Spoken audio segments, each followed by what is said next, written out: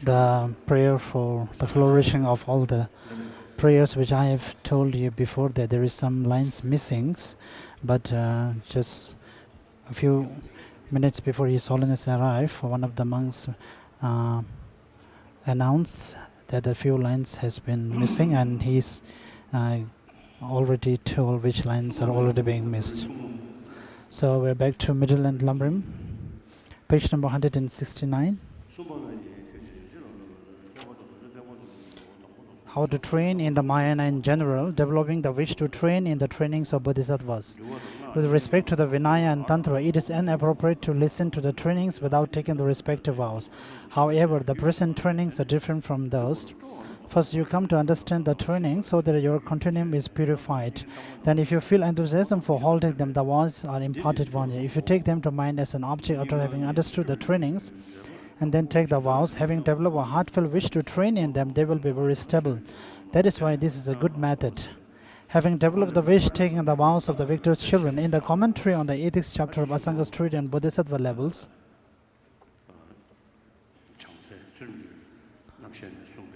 so after this, as it is explained in the Bodhisattva's ground chapter on ethical discipline, so accordingly we have to contemplate. In the commentary on the ethics chapter of Asanga's treatise on Bodhisattva levels, I already extensively settled how to take first the vows, and following that how to guard against the root downfalls and the downfalls that are infractions, and how to restore the vows if they have been degenerated. Therefore, since the vows definitely need to be looked into before they are taken, you should come to understand these points here. Having taken them, the way in which to train in them. This is 3 points what the foundation of the training is, although there are infinite clear divisions. When grouped together by type, all the trainings of Bodhisattvas are contained in the 6 perfections. Therefore, the 6 perfections constitute the great synopsis that condenses all the essential points of the Bodhisattva path. How the training are contained in it, this is 2 parts. The actual meaning, the definite number of the perfections, this is 2 points. The transition, the Bhagavan merely met a synopsis of 6 perfections, whereas Maitreya, the holy regent of the victors, elucidated as they have been intended the essential points of the reasons for it having been met in that way and produce certainty. The way in which their number is definite is those very points. Therefore, when you find certainty which captivates the mind with respect to this, hold the instructions regarding the practice of the 6 perfections as supreme. With regard to the perfections, the number is definite as 6. In order to bring the vast conduct of a bodhisattva to completion, you may need many consecutive lives, and in order to progress along the path in them, you need a support that is totally perfected in its features. Without it, even if you practice with something that merely has all the parts like our current support, there will be no progress whatsoever. Thus, a support that is excellent in all its parts is necessary. Furthermore, you need a support that is endowed with the 4 excellences, resources at your disposal, a body with which to practice, companions with whom to practice, and the ends of action that are to be undertaken.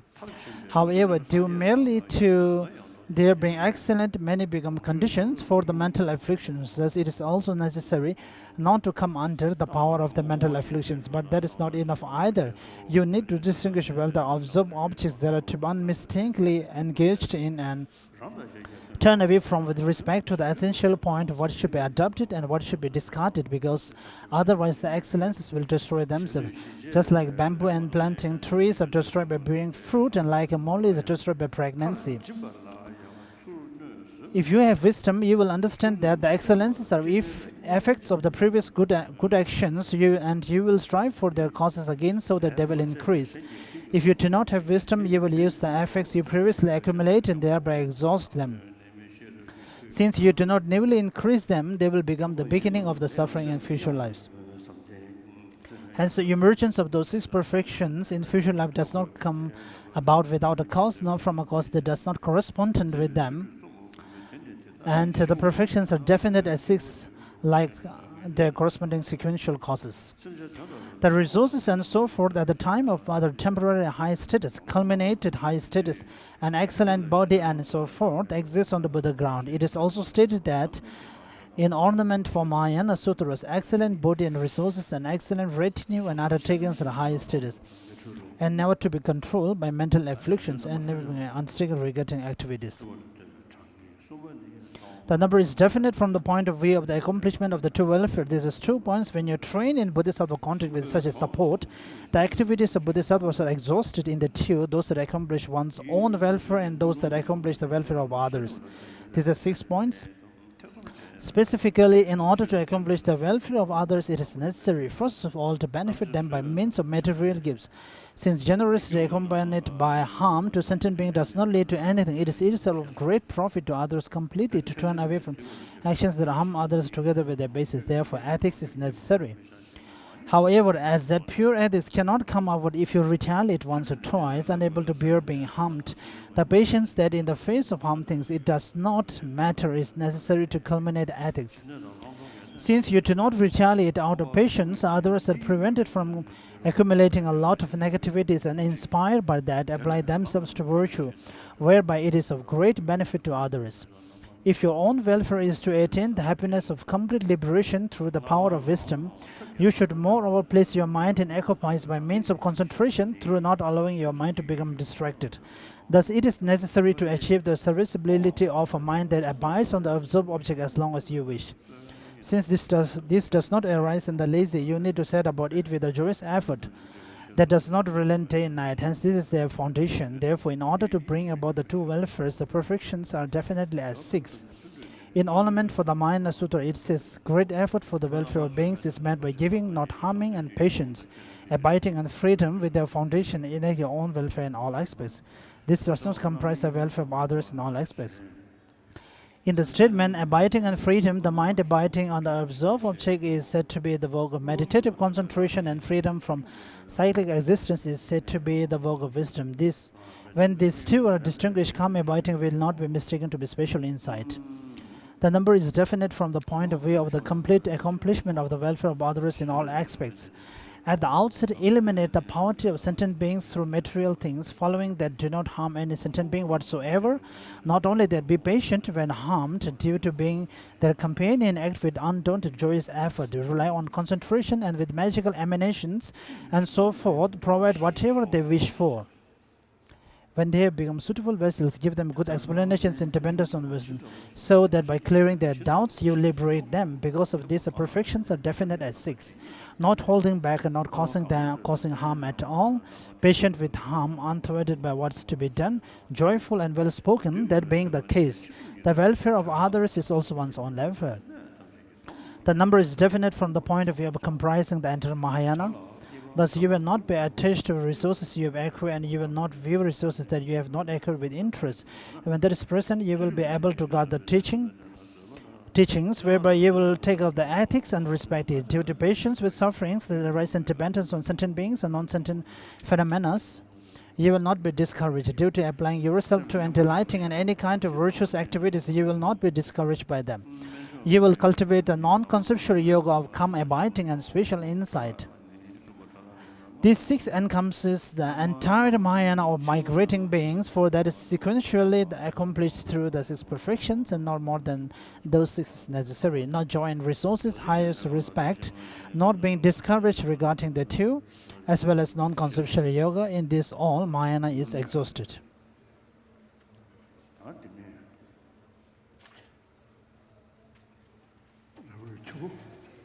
So back to Lamrim Chemo. Page number 113.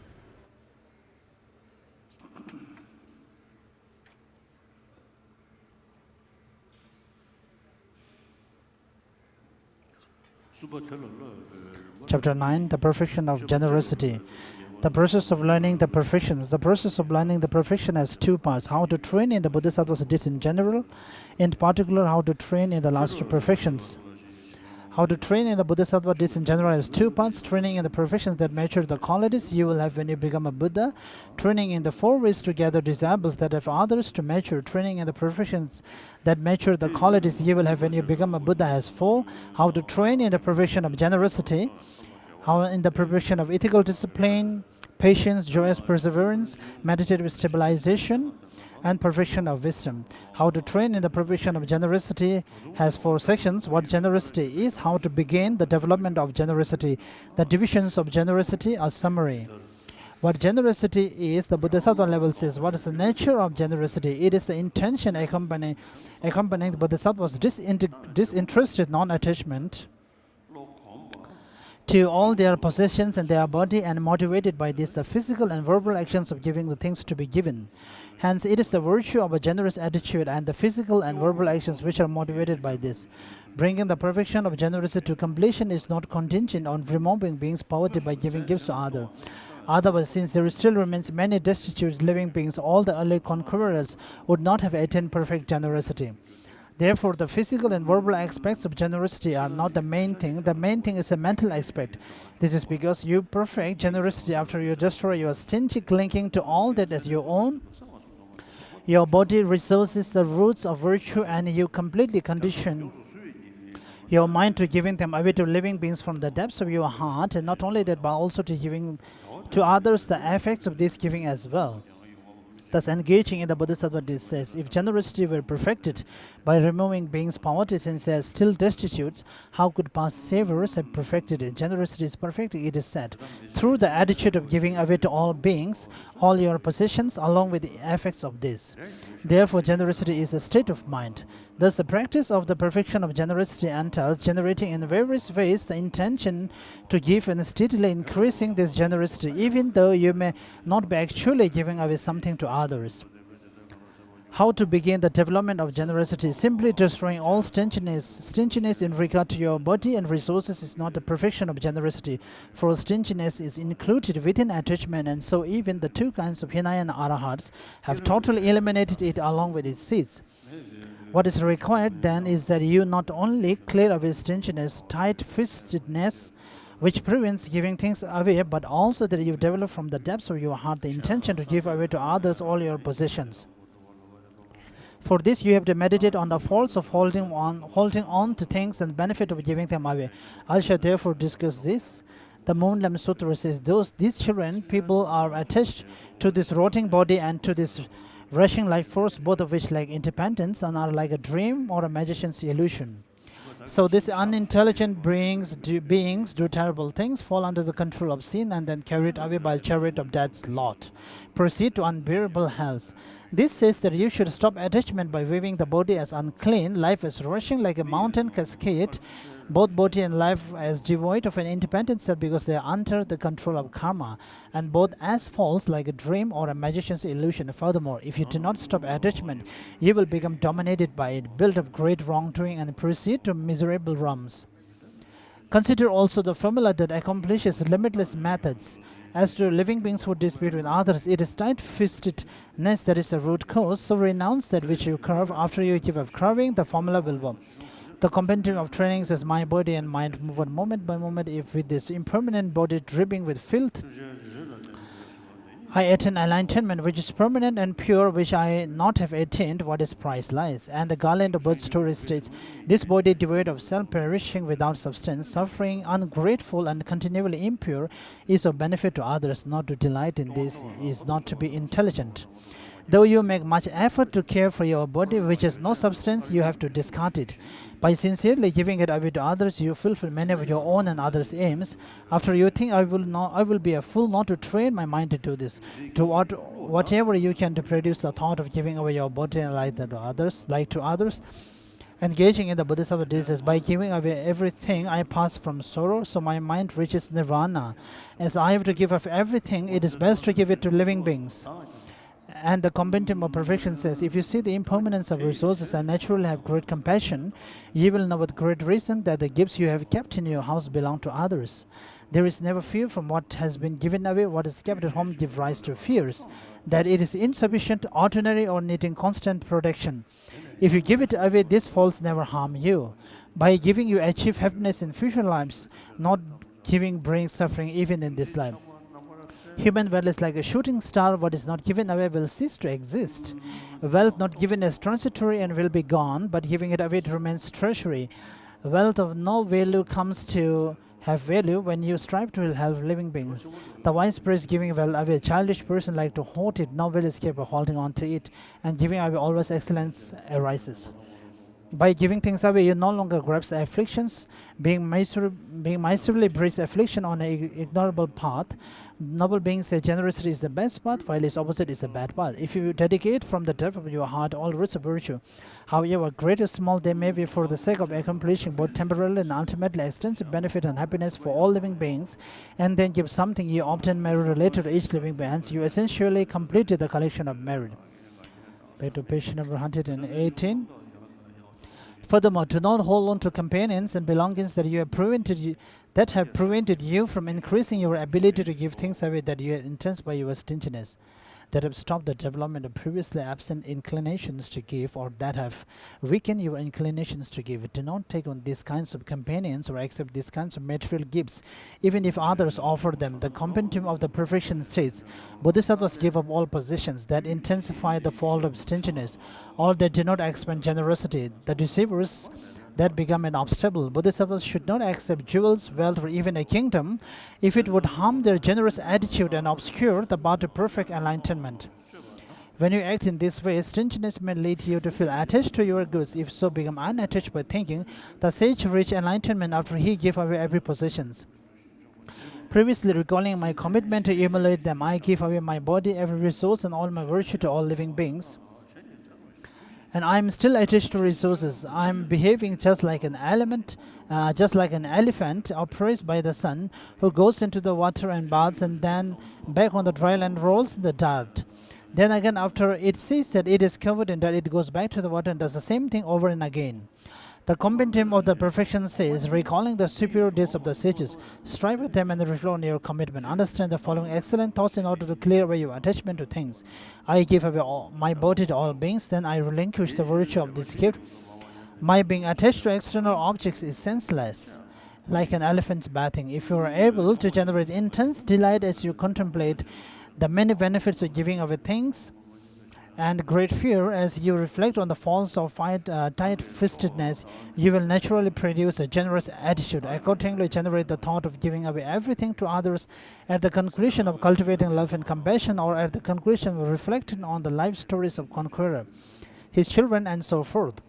Engaging in the Bodhisattva states how this is done. I will give away without a sense of loss my body and my resources, as well as all my virtue from the past, present, and future for the welfare of all living beings.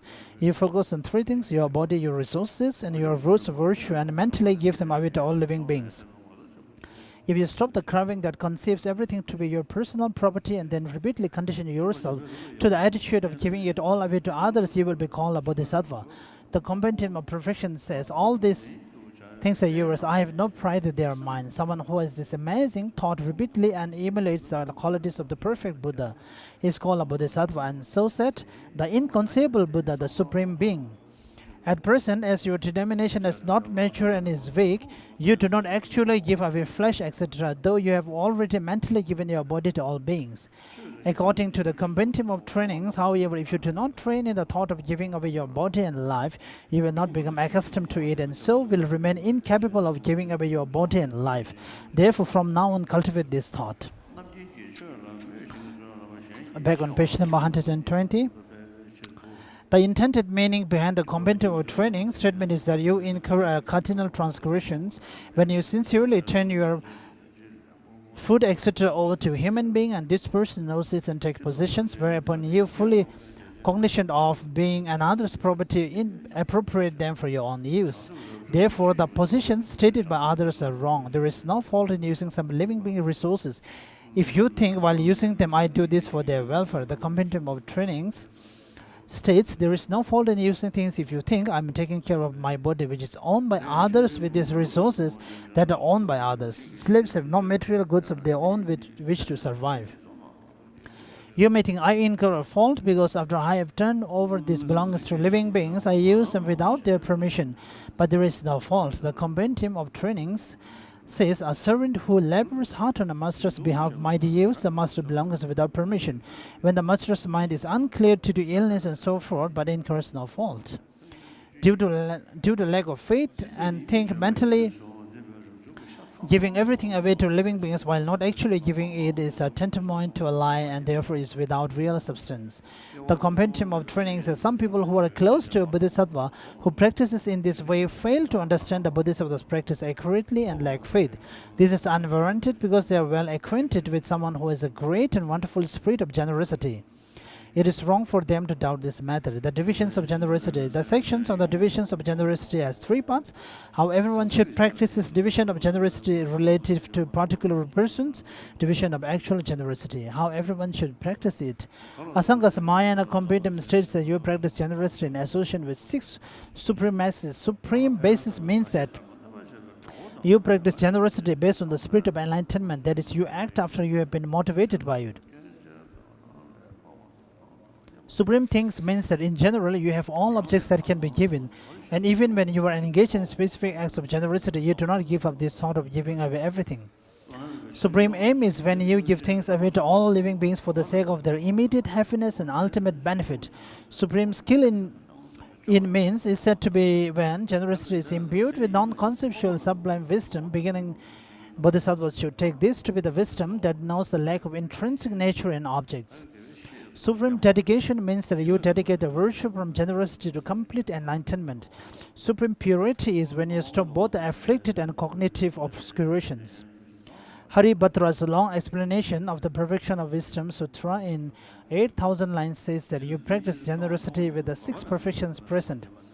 When you are giving the teachings, for example, it is extremely powerful if you practice all 6 perfections. You have ethical discipline when you restrain yourself from the considerations of Sarvakas and Pratikya Buddhas. Patience when you bear any hardships, while you aspire to the qualities of omniscience. When you are patient with abuse from others. Joyous perseverance when you yearn for the ever greater increase of your generosity. Meditative stabilization when you dedicate to complete the enlightenment, the virtue that you cultivate with one-pointed attention unmixed with Hinayana considerations and wisdom when you know that the gift and recipients are like a magician's illusions. The divisions of generosity relating to particular persons. In general, it is said that lay bodhisattvas make gifts of material things and renounced bodhisattvas make gifts of the teachings. The Bodhisattva vows of liberation says, Shariputra, the renunciate bodhisattvas who teaches just a single 4-line stanza produces much more merit than the lay bodhisattva who makes offerings of Buddha realms filled with jewels, as many in number as sand grains of the river Ganges, to the Tathagatas, the Arahats, the perfectly enlightened Buddhas. Shariputra, the Tathagata does not permit renunciates to make material gifts. The compendium of training says the Buddha intended here material gifts that will become a hindrance to study and the like.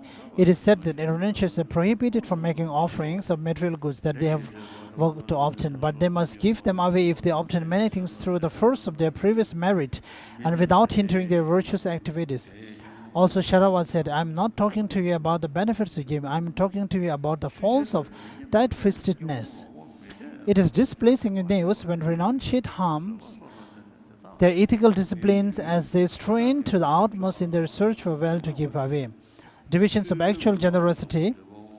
The presentation of the divisions of actual generosity has 3 points: the gift of the teachings, the gift of fearlessness, material gifts. First, the gift of the teachings is teaching the sublime teaching without making mistakes, teaching the arts and the like, and involving others in upholding the fundamental precepts. The gift of fearlessness is protecting living beings from fear of humans such as kings and robbers, from fear of non-human beings such as lions, tigers and crocodiles, and from fear of elements such as water and fire. Material gifts are explained in 2 parts. The generosity of actual giving material things has 3 parts. How to give away material things has 4 parts. Recipients of giving, the motivation for giving, how to give things to give. The tens of these, friends and relatives who help you, enemies who harm you, ordinary people who neither harm nor help you, those with good qualities such as ethical discipline, those with flaws such as faulty ethical discipline, those inferior to you, those equal to you, those superior to you, the rich and happy, the miserable and the destitute. The motivation of giving us 2 sections. What kind of motivation is required? Your motivation should have 3 attributes. A focus on purpose, which thinks based on this I will complete the perfection of generosity, a precondition for unexiled enlightenment. A focus on the thing to be given, which thinks from the outset, a bodhisattva gives away all possessions to living beings, so the material goods that I am giving belong to others, and it is as if they are receiving things kept in trust. And a focus on recipient, which thinks since these recipients whether asking for the gifts or not, bring to completion my perfection of generosity. They are my teachers. The compendium of the perfection states, when someone comes to ask for something, bodhisattvas, so as to build up preconditions for complete enlightenment, consider what they have as belonging to others, give it as from a trust, and consider the person their teacher. With respect to giving away individual things, I understand in detail from the question of Shaobu Sutra and the compendium of the perfection, your motivations focus on purpose, which is the thought. I will give this away for this or for that purpose. As to your motivation focus on that recipient, explained above, you should apply it to all situations of generosity, so it is the general motivation. Specific motivations will be when you make a gift to those who harm you, once you have established a loving attitude to those who suffer, once you have established a compassionate attitude to those who have good qualities, once you have established an attitude of delight and to those who help you, once you have established an impartial attitude. Moreover, you must be even-minded toward all recipients, give away to living beings such as those who ask and so forth, all the virtuous results of giving, and in particular be compassionate to those recipients who are suffering. Chandrakriti says, once the giving is free from stinginess, the giver must compassionately make gifts, which are given equally with an even-mindedness to those who are superior or inferior recipients. The results of such giving go to both self and other at the same time. Holy beings praise this giving without stinginess to those who seek gifts. And the praise of infinite qualities says, even when some see a wholesome person who is destitute and of low birth, they do not care and out of desire for results seek other recipients who have good qualities. They have a base motive. Though givers, they are the same as those asking for gifts, you said. Hence you remain committed out of compassion to giving to those who ask. What kind of motivation must be eliminated? A motivation that believes in the supremacy of bad views. Lacking this means that you do not give while thinking. There is no result from generosity. Harmful blood offerings are religious. I am giving as I apply myself to what is good and beneficial. Or through just the completion of generosity alone, I will be free of mundane and supermundane attachments. A motivation that is arrogant, lacking this means that you do not give space. The person who asks for something, you do not compete with others, and after you give something, you do not considerately think, I am so generous, no one else can do like this. The purification of the obscure visions of Karma Sutra explains that when ordinary beings make gifts, they lose faith in those who are stingy, on account of which they get angry and are reborn in hell. So it is said that this obstructs generosity. When this ordinary person observes ethical discipline, they speak unfetteringly of those whose ethical discipline is faulty, so they lose faith in many living beings and fall into miserable realms and on account of their loss of faith. And when these ordinary people maintain patience and the like, they speak disparagingly of those who do the opposite of those and so obstruct their own ethical discipline and so forth. Hence you should do as the praise of infinite quality says, at the times when you were learned and were intelligent, you do not praise yourself. You extol and reverse other persons for a few good qualities. When you maintain a mass of good qualities, you will seize on even a small fault in your own behavior. A motivation for support, lacking this means that you do not give with the hope of getting praise or fame. A motivation of discouragement, lacking this means that when you give after becoming joyful, even before the act of giving, you are filled with faith and then have no regret after giving. Even when you hear about a bodhisattva's vast act of generosity, you are not discouraged but intensify your enthusiasm without belating yourself. A motivation in which you turn your back on someone, lacking this means that you give out of an even-minded compassion that is impartial toward enemy, friend, and ordinary persons. A motivation of expecting something in return, lacking this means that you do not give to others out of hope that they will help you, but because you see that these beings are benefit of happiness, burned by the flames of craving without the power to relieve their sufferings and naturally miserable.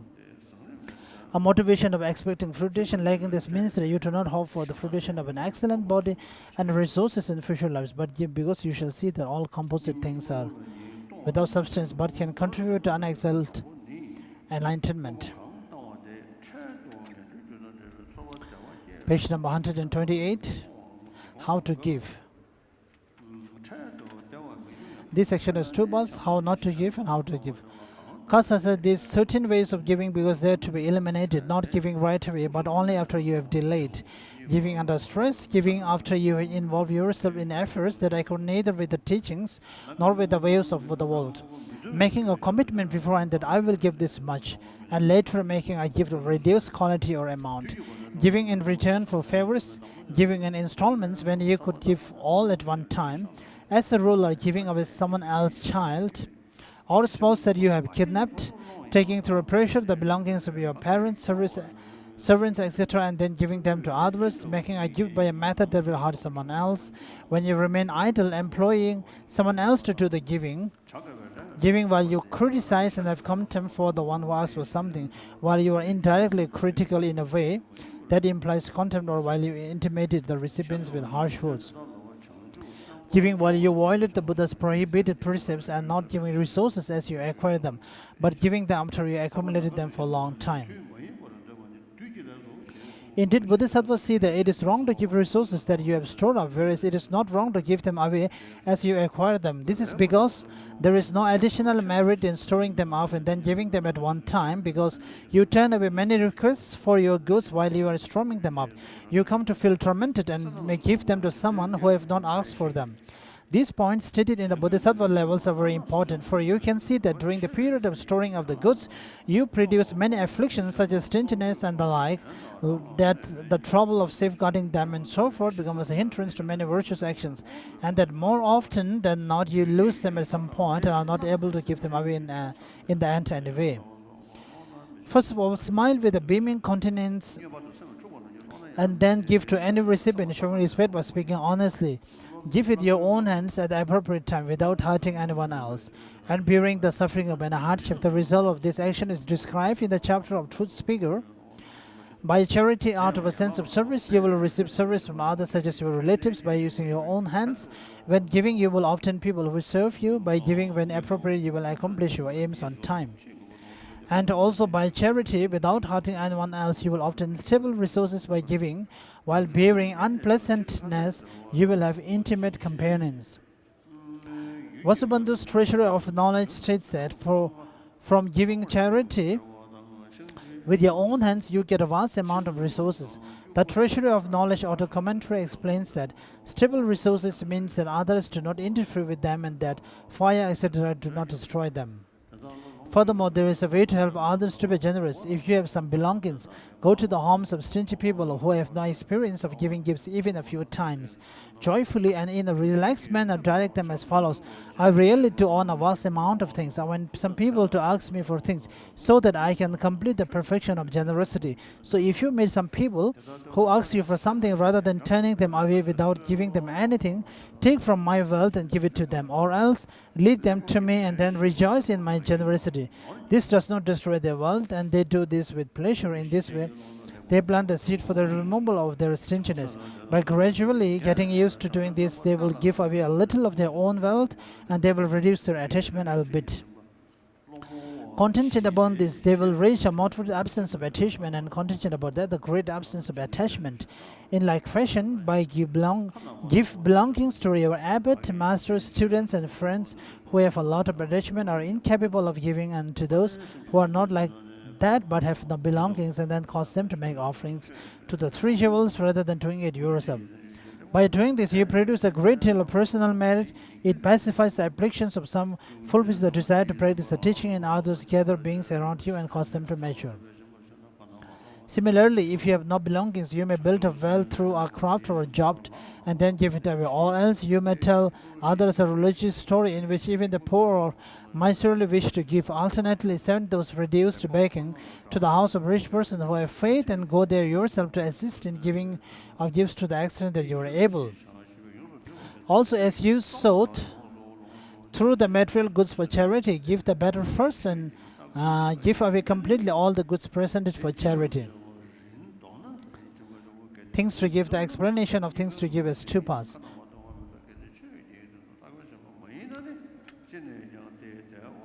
Brief presentation of the things which are and are not to be given. Detailed explanation of things which are and not to be given. Detailed explanation about inner things which are and not to be given. Page number 133. Inappropriate giving from viewpoint of time. Inappropriate giving from the viewpoint of purpose. Page number 132, sorry. Inappropriate giving from the viewpoint of the one who asks for something. Detailed explanation about other things which are and are not to be given. How not to give outer things. Inappropriate giving from the viewpoint of time, viewpoint of gift, viewpoint of the person, material things and purpose. Inappropriate giving from the viewpoint of time.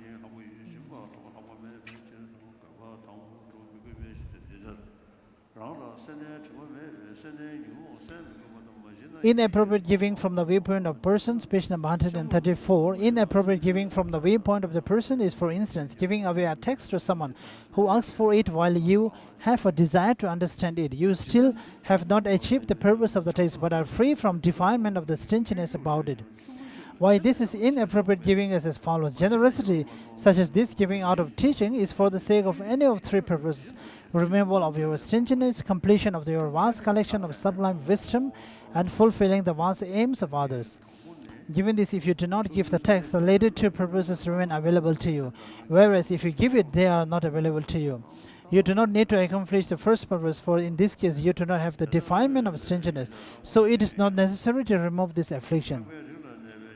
If you do not give it, you will see an increase in your collection of sublime wisdom, whereas if you do give it, you will not have such a large increase. Furthermore, if you do not give the text, you will accomplish the collection of sublime wisdom for the benefit and happiness of all living beings, so you will be able to bring about happiness for this being who asks for the text and for all other living beings as well. If you do give it, however, just the one living being will be happy. This greater or lesser purpose is spoken of this manner in the Bodhisattva levels. Also engaging in the Bodhisattva, this says, do not give us something exalted for something lesser. So this is not that there is merely no fault in not giving it away. Tea offering.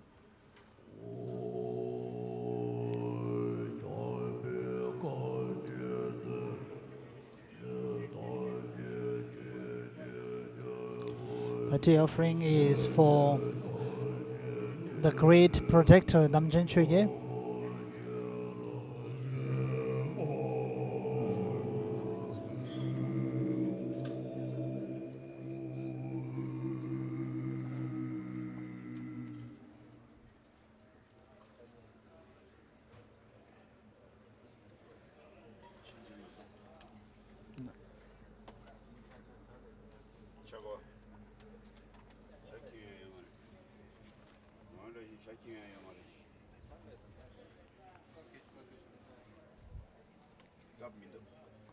Chale.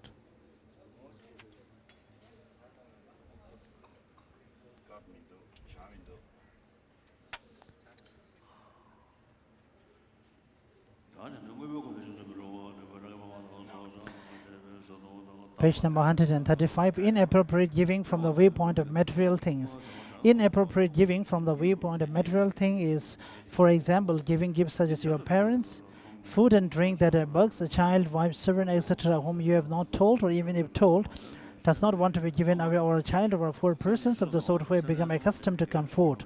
Though it is said that you should not give your child, wife, etc., to for solicitude, I have included them here among material things because the gift from material thing is from the form of generosity that is emphasized the most.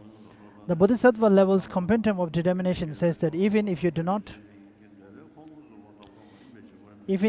satisfy your request for your three kinds of religious robes and any extra belongings other than those which the Buddha has permitted renunciate to own, you incur no fault if you do not have a stingy attitude toward them. And if they are requisite to your cultivation of virtue, as it says, if renunciate bodhisattvas give for extra belongings robes other than their three kinds of religious robes that are permitted by Buddha are resources for their bodies and are conducive to maintaining their comfort, and do so after they have looked carefully at the persons who want them and ask for them. They do not incur a misdeed. Even if they do not give them away, they incur no misdeed at all, as long as they are not giving is for the purpose of their cultivation of virtue and they do not have attachment to them. The Bodhisattva's vow of liberation says, Shariputra, if Bodhisattvas give away their three kinds of religious robes, treating the one who asks for them as more important than themselves. They are not relying on few desires. Hence, it renunciate bodhisattvas giving away three kinds of religious roads. They incur a transgression. Inappropriate giving from the viewpoint of purpose is, for instance, when you fulfill a request for poison, weapons, fire, or alcohol, which is for harming either yourself or others. When you make a request for things to play with and enjoy, but which are associated with the prohibitive risks, accumulating the causes for taking a miserable rebirth. Or when you satisfy a request for as a request to learn about pits, traps, and so forth for the sake of hurting living beings. This means that it is inappropriate even to give instructions about these things for the sake of bringing harm to the lives and resources of beings. Other examples are giving land or bodies of water when they are requested for the sake of harming beings that inhabited water or dry areas, giving political authority over these or other places for the sake of bringing harm to the human inhabitants, or when asked for such things by somebody whom you dislike, giving them instead to an enemy of that person. How to give outer things? You must give outer things if the timing is not prohibited by the teacher with respect to the recipient, and if giving the gift to this person is appropriate and suitable. Moreover, if you as the giver or a person opposite to that explained above and are stingy with regard to a text, you must give it to a person who asks for it and who wishes to understand it, even though you may not have finalized using it. This is to say, if you have a second copy, you give that, and if you do not have, and you should give the cost of having it copied out. If you do not, you should give the cost of having it copied out. If you do not have the money, you should definitely give the text away, thinking, though by giving this away I may be stupid in this life, it is all right, I will not unconscious in my stinginess. As to material things, you should give everything except those things listed above. If you are a ruler and someone asks for other children, wives, and so on, it is inappropriate to meet the request by separating each from their families, but you can give them as a whole together with the family dwelling and the like.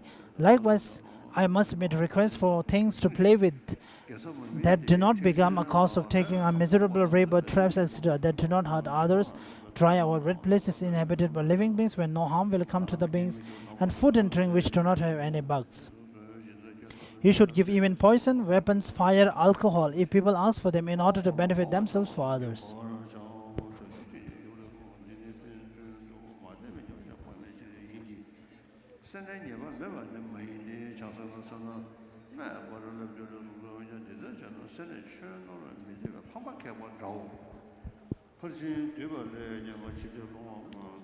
What to do if you are unable to give? If you are overcome with stinginess when someone asks you for something, think as follows: this material thing and I are definitely going to be parted by death. It will leave me and I will leave it. So I might as well take pleasure in giving this away and put it to good use, making a separation just as at the time of death. If I give this away, I will not have attachment to my wealth when the time comes for me to die. I will have no regrets and will give rise to feelings of pleasure and joy. If you are unable to give it away, even though you reflect in this way, then inform the persons who ask for it by means of three things that they should know. This is described in the Questions of Householder Ugra Sutra, which states that you should say, I am new to the practice of Mahayana and I am still a person of small ability, whose roots of virtues are not yet ripened. Also, I am under the influence of an ungenerous attitude. Further, I have a strongly grasping view of self and constantly conceive of a self and that which belongs to the self. So, excellent person, please forgive me and do not make it difficult for me. So, I shall try to do just what satisfy your thoughts and the thoughts of all living beings. According to the compendium of the trainings, this is to eliminate further faults of each, losing confidence in the other, but it does not get rid of the fault of stinginess.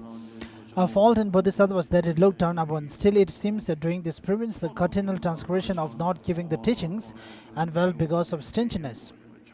Also, the compendium of the perfection stated, if you cannot give because your ability is so small, though the people come and ask you for something, so as to not make them feel low, comfort them with gentle speech.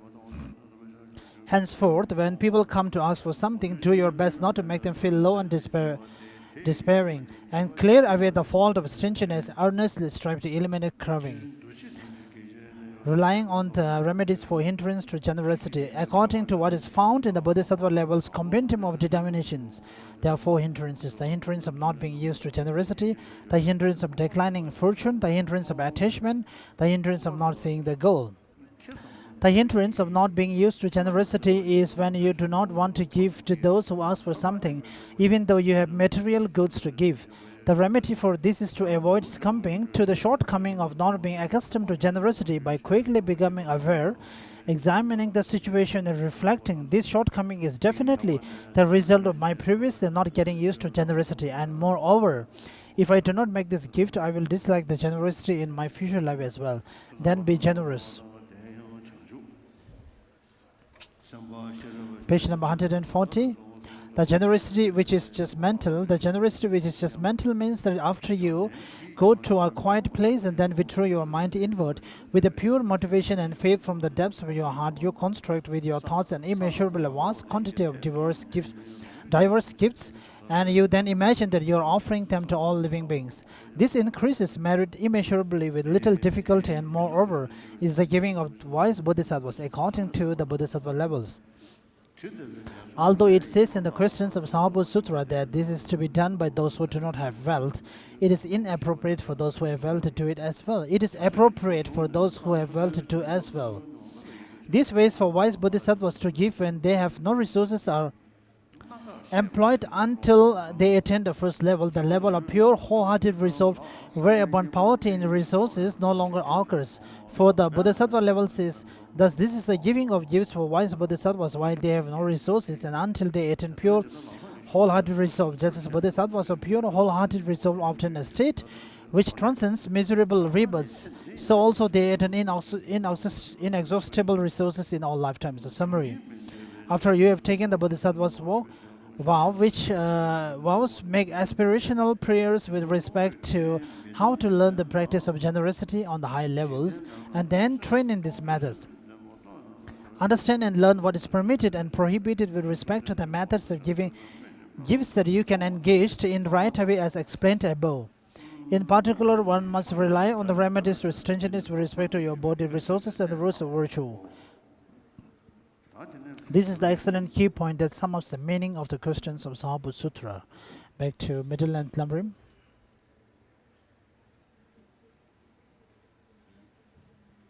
We're on page number 175.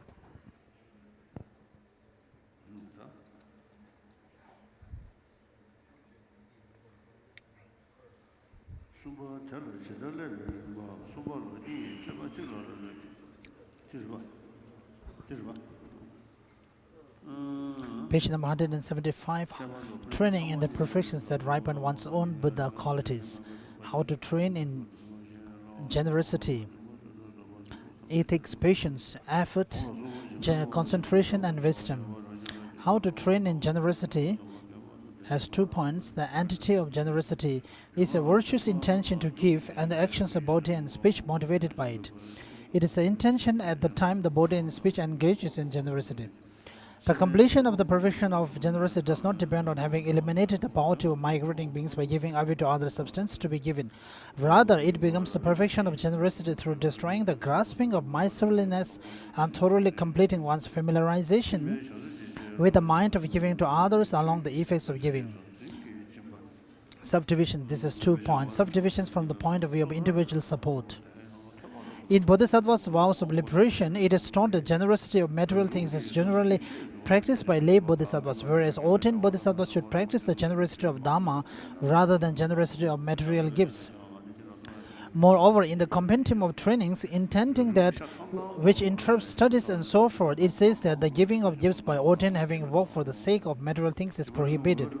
However, if they obtain them in plenty through the power of previous merits without harm to their virtuous activities, they should give material things. Sharava also said, "To you I will not talk about the benefits of giving, but I will talk about the disadvantages of grasping." This is the talk of one who was not pleased that the ordained way giving gifts, having toiled to obtain and accumulate wealth, and often damage their ethics. The generosity of the Dharma is to unmistakably teach the holy Dharma, to teach properly without mistakes the wrongly aims of actions such as crimes and so forth, and to make others engage in upholding the basis of the trainings.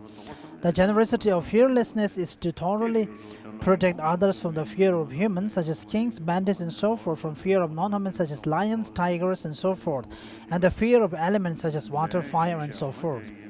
The generosity of material things is to give material things to others. How to generate generosity in one's mental continuum.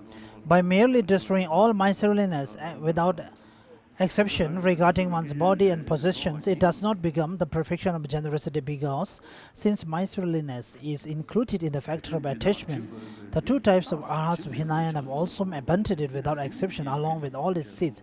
Hence, it is necessary not only to eliminate the obstacles to giving, the holding on to all things that is miserliness, but to generate the thought from the bottom of one's heart for giving away all one's possessions to others. Further, it is necessary to meditate both on the disadvantages of thoroughly holding onto things and on the advantages of giving. The former are as taught in the Mundgod Sutra. Since the body is unclean and the life force fluctuates like water gushing down a stiff mountain, and both body and life force are controlled by karma, thus lacking an independent self, you should see them to be false, like a dream or a mirage, and cease your attachment to them. If you do not reverse it, you will come under the control of attachment, accumulate great faulty contact, and go to the lower realms. The second advantages of giving are as taught in the compendium of trainings. In this way, my body and mind pass away in every instant.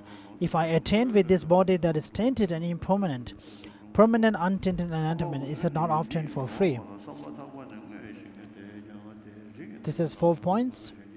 Engaging in the Bodhisattva conduct describes how generosity should actually be generated. My body, as well as my resources, all my virtues of 3 times, I give away without sense of loss to accomplish the welfare of all sentient beings. Like that, taking the 3 body resources and the roots of virtue as your object, you should familiarize you again and again with the thought of giving them away to all sentient beings. Since presently this wish is immature and of little strength, you should not actually give away your flesh and so forth. Even though you have already given away your body in thought to sentient beings, nonetheless, in the compendium of trainings, it says that if you do not train in the thought of giving away our body and life, due to the lack of familiarity with it, we will not be able to do so in the future either. Therefore, it is necessary to train in what thought from now on. Back to Lamrim Chamu. Page number 142, the perfection of ethical discipline. How to train in the perfection of ethical discipline has 5 parts. What ethical discipline is? Ethical discipline is an attitude of abstention that turns your mind away from harming others and from the sources of such harming. Therefore, you bring about the perfection of ethical discipline by progressively increasing your habituation to this attitude until you reach completion. However, it is not the case that you bring the perfection of ethical discipline to completion in the external world by establishing beings in a state free of all harm. Otherwise, since there are still living beings who are not free from harm, the conquerors who sit in the past will observably not have completed the perfection of the ethical discipline and would therefore also not be able to guide these beings to freedom from harm. Hence, whether all living beings in the external world are freed or not freed from harm makes no difference in this context. The practice of ethical discipline is just habituation within your own mind to the attitude of abstention which turns away from harm to these beings. Engage in the Bodhisattva discourse. Where can beings such as fish be sent, where they will not be killed? So it is said that by attaining an attitude of abstention, you perfect ethical discipline. You perfect ethical discipline. Although ethical discipline does have 3 divisions. It is explained in this context as the attitude of abstention in terms of ethical discipline of restraint, the principal division. Moreover, in terms that include motivation, it is the 10 abstention that eliminate the 10 non-virtues, and in terms of what in reality is, it is 7 abstention which are the nature of the actions of the body and speech that abstain from 7 non-virtues. Chandrakri's explanation of the Middle commentary says, it is called ethical discipline because it does not acquiesce in the afflictions, because it allows no sins to arise, because it is coolness, since it quells the fire of regret, because it is that upon which the excellent relies, since it is a cause of happiness. Moreover, it is characterized by 7 abstentions. These are motivated by 3 qualities: non-attachment, non-hostility, and correct view. Therefore, ethical discipline is explained as the 10 paths of action in terms that include motivation. How to begin the cultivation of ethical discipline? As a person who generates the spirit of enlightenment has then promises to train in the Bodhisattva states, you have promised to endow all living beings with the ornament of ethical discipline of the perfect Buddhas. Therefore, you must accomplish the aims of all beings. In this regard, you must first develop the strength of your own pure ethical discipline, for if your own ethical discipline is impure and degenerate, you will fall to a miserable rebirth and will therefore not even achieve your own welfare, never mind the welfare of others. Hence, once you begin working for the welfare of others, value highly your ethical discipline. You need to sharply focus on safeguarding it and restraining your behavior. Do not be lax. The compendium of the perfection states, those who strive to endow these beings with the ornament of the perfect Buddhas and ethical discipline initially purify their own ethical discipline. With pure ethical discipline, they develop powerful strength. And also, if you cannot achieve your own welfare with faulty ethical discipline, where will you get strength for the welfare of others? Therefore, those who strive for others' welfare do not relax their devotion to this. Moreover, such pure ethical discipline is based on the practice of what to adopt and what to cast aside. This, moreover, depends on the strong and stable attitude of wanting to safeguard your ethical discipline. Consequently, develop a desire to safeguard your ethical discipline by meditating for a long time on the grave consequences of not safeguarding it and the benefits of safeguarding it. With respect to the first, the grave consequences of not safeguarding your ethical discipline, the compendium of the perfection says, therefore see the unbearable fright and eliminate even the smallest thing that should be eliminated. Thus, once you are frightened by the grave consequences of your misdeeds, you strive to abstain from even the small ones. Think as explained earlier about the grave consequences of 10 non-virtues, the causes factors incompatible with ethical discipline. With respect to the benefits of safeguarding your ethical discipline, they are as such explained earlier and as set forth by the glorious Ayar Sura in his compendium of the perfections. The divine substances, the resources of humans in which to delight, and the supreme bliss and supreme taste which are wonders of the deities. Does anything more marvelous come from ethical discipline? Even the Buddhas and the teaching arise from it. Furthermore, in dependence on ethical discipline, your mind stream progressively develops. Your training becomes the same as that of Mahasattva Bodhisattvas, who have a compassionate nature, and you attain the pure sublime wisdom that eliminates all the seeds of wrongdoing. When worldly ornaments adorn the very young or very old, they make this person seem ridiculous and are therefore ugly. Make no matter. But no matter who has the ornament of ethical discipline, old, young, or in between, it delights everyone. Thus, it is the best of ornaments. The pleasant fragrance of ethical discipline's goodness spreads in all directions, whereas other pleasant fragrances must follow the direction of wind and are thus limited. A lotion scented of sandalwood which relieves the torment of heat is prohibited for renunciates, but a lotion which protects against the torturous heat of affliction is not prohibited and is appropriate for them. Someone who copies the outer appearance of being a renunciate, but who is jewel of ethical discipline, is superior to others. The compendium of perfection states, ethical discipline is the path of special attainment, achieves equality with those of compassionate nature, and has the highest nature of pure sublime wisdom. Free of flaws, it is called the best of ornaments. It is a pleasant fragrance throughout 3 realms, and a lotion not prohibited for renunciate. Even those who copy appropriate attire, if they have ethical discipline, will be superior to other human beings.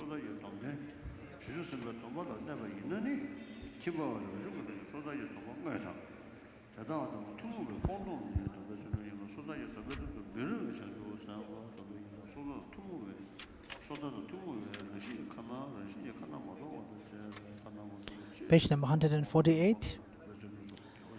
The ethical discipline of restraint. The Bodhisattva level says that ethical discipline of restraint is the 7 types of vows of individual liberation.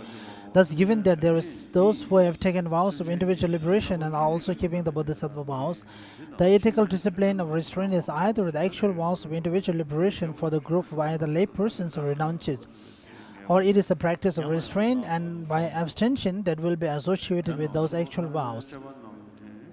Also, given that there are those who have taken the Bodhisattva vows who are unsuited to be recipients of the vows of individual liberation, the ethical discipline of restraint is the practice of restraint and abstention that gives of anything that is wrong by nature or anything that is wrong by prohibition that will be associated with the vows of individual liberation.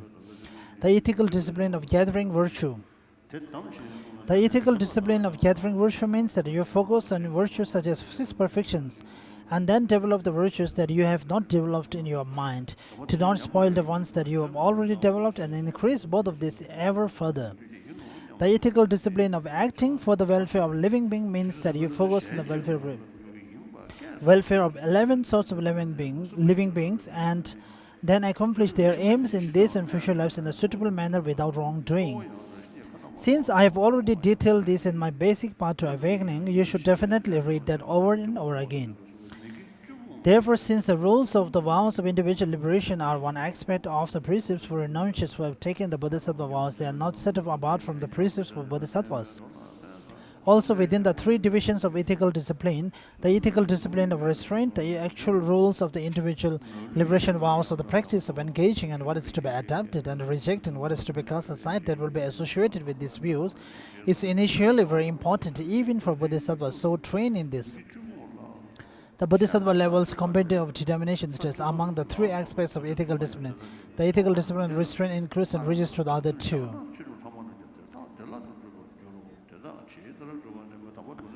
And when you are neither bound by or nor protected, you will not be bound by other two, nor safeguard them. Consequently, it is said that if Bodhisattva's ethical discipline of restraint degenerates, all their vows degenerate.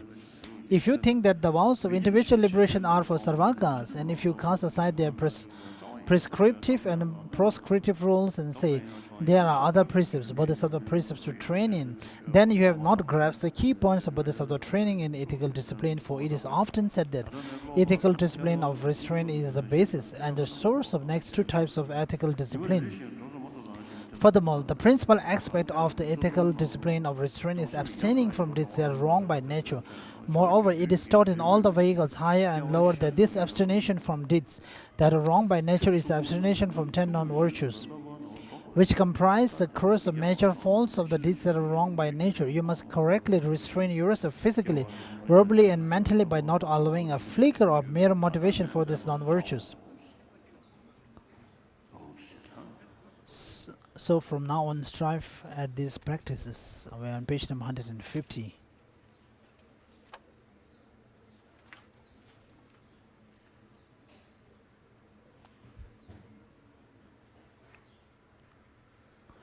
Back to Midland Lamrim, page number 178.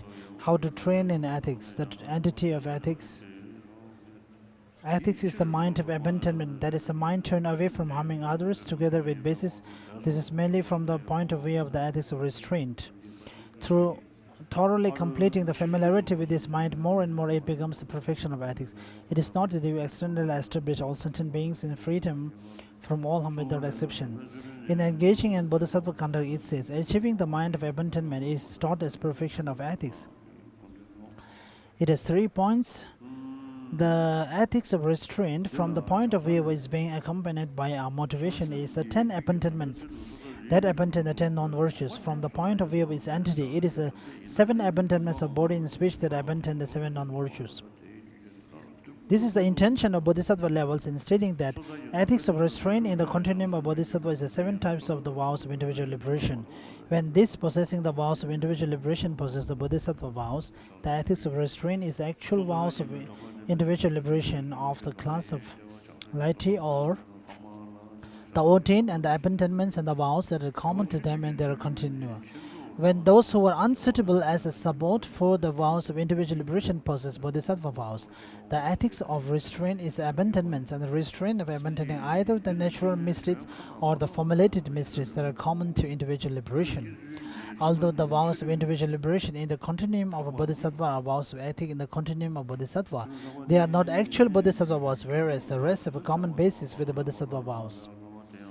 The ethics of gathering virtuous qualities is to observe virtues such as the 6 perfections and to generate that which has not yet arisen in one's own continuum, to not degenerate that which has arisen and to increase it more and more.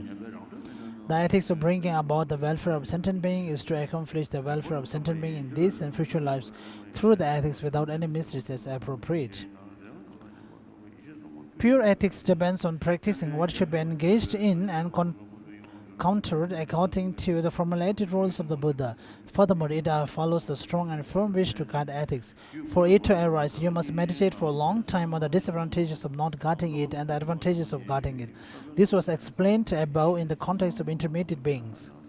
Moreover, in the compendium of perfection, it also says, you cannot attain your own with degenerate discipline, so where will you get the power of others' welfare? Therefore, it is inappropriate, so strive well for others' welfare to loosen your respect for it, and this is the special path of attainment. Accomplish it like the natural compassionate. It is of the excellent nature of pure wisdom. Free from errors is called the best of ornaments. Pleasant fragrance, guarded in all three realms, it is a balm not at odds with ordination. Those who are ethically disciplined, though conforming outwardly, it will be nobles who among humans. This says that in dependence on ethics, your mental continuum improves more and more. You become similar in training to the great beings who are naturally compassionate, who attain the pure exalted wisdom that is abandoned all seeds of faulty conduct, although other ornaments do not beautify the very young or very old. The ornament of ethics is the supreme ornament for whoever possesses it, whether young, old, or in between, since it pleases everyone. Although other fine fragrances only spread in the direction of wind and do not spread in other directions whereby they are limited, the scent of ethics fame spreads in all directions. Although ointments such as sandalwood, which cool the torment of heat, contradicts ordination, the ointment that protects from the torment of the heat of the afflictions does not contradict ordination, that rather accords with it. And even though you only seem to have the science of ordination to be endowed with the jewels of ethics, is more excellent than anything else. Again from the same text, without expressing a word, without much effort, resources and services needed for practice together, the world boasts love without intimidation, power and wealth again without effort and work. Although this lineage may be unworthy of mention, although he did not help or benefit them, all beings, including the ones he never knew, bow to a being endowed with ethics. Even the dust made auspicious by his feet is raised to the head for his sanctity. Gods and humans prostrate, so it touches their heads and carry it elsewhere. Thus, one should think about the advantages as expressed here. This is 3 points. Although there are 3 kinds of ethics, the ethics of restraint, practicing the engagement and avoidance, concerning the formulated rules of individual liberation or what is common to them, is itself important for bodhisattvas in the beginning.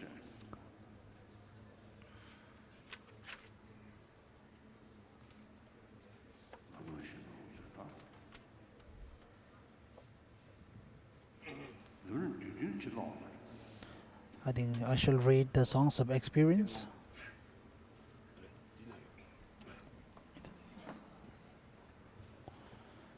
The shortest version of Lamrim.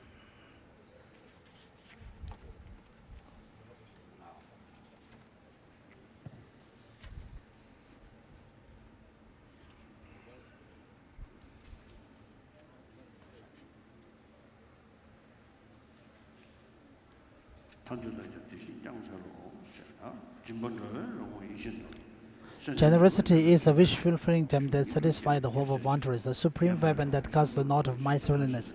The Bodhisattva did the generous, unfailing courage and the foundation of glory that roars in the 10 directions. Knowing this, the learned ones cultivate the noble path of giving one's body, possession, and virtues. I, a yogi, practice in this way. You who seek liberation should do likewise. Ethics are water that cleanses the stains of misdeeds. The moonlight that soothes the tormented heat of delusions. One stands majestically like Mount Meru amid sentient beings. Without intimidation, all beings bow down to you. Knowing this, worthy ones guarded their well-adopted ethics like their I, a yogi, practice in this way. You should do likewise. Patience is the finest ornament of powerful ones, the best ascetic practice for the tormenting afflictions. The Garuda, enemy of the snake of hatred, the sturdy armor against the weapons of harsh speech. Knowing this, by various means they cultivate the excellent armor of patience. I, a yogi, practice in this way. You should liberation and should do likewise. If one dons the armor of unvarying joyous effort, the virtues of scriptural knowledge and insight will grow like the waxing moon. All activities become meaningful. Every work begun will be accomplished the desire. Knowing this, the Bodhisattvas practice great joyous effort which disciplines all laziness. I, yogi, practice in this way. You who seek liberation should do likewise. Meditative concentration is the king that rules the mind. When remaining focused, it is immovable like the king of mountains. When directed, it engaged with all objects of virtues. mind and induces irresistible bliss for body and mind. Knowing this, the great yogas always rely upon samadhi, the destroyer of the enemy of mental destruction. I, a yogi, present this way. This should liberation and should do likewise.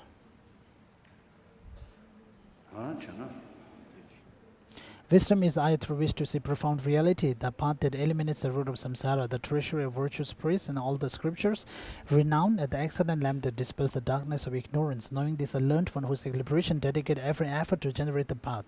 I, a yogi, practice in this way. You who seek liberation should do likewise. The perfection of patience, back to Lamrim Chemu. We're in page number 151.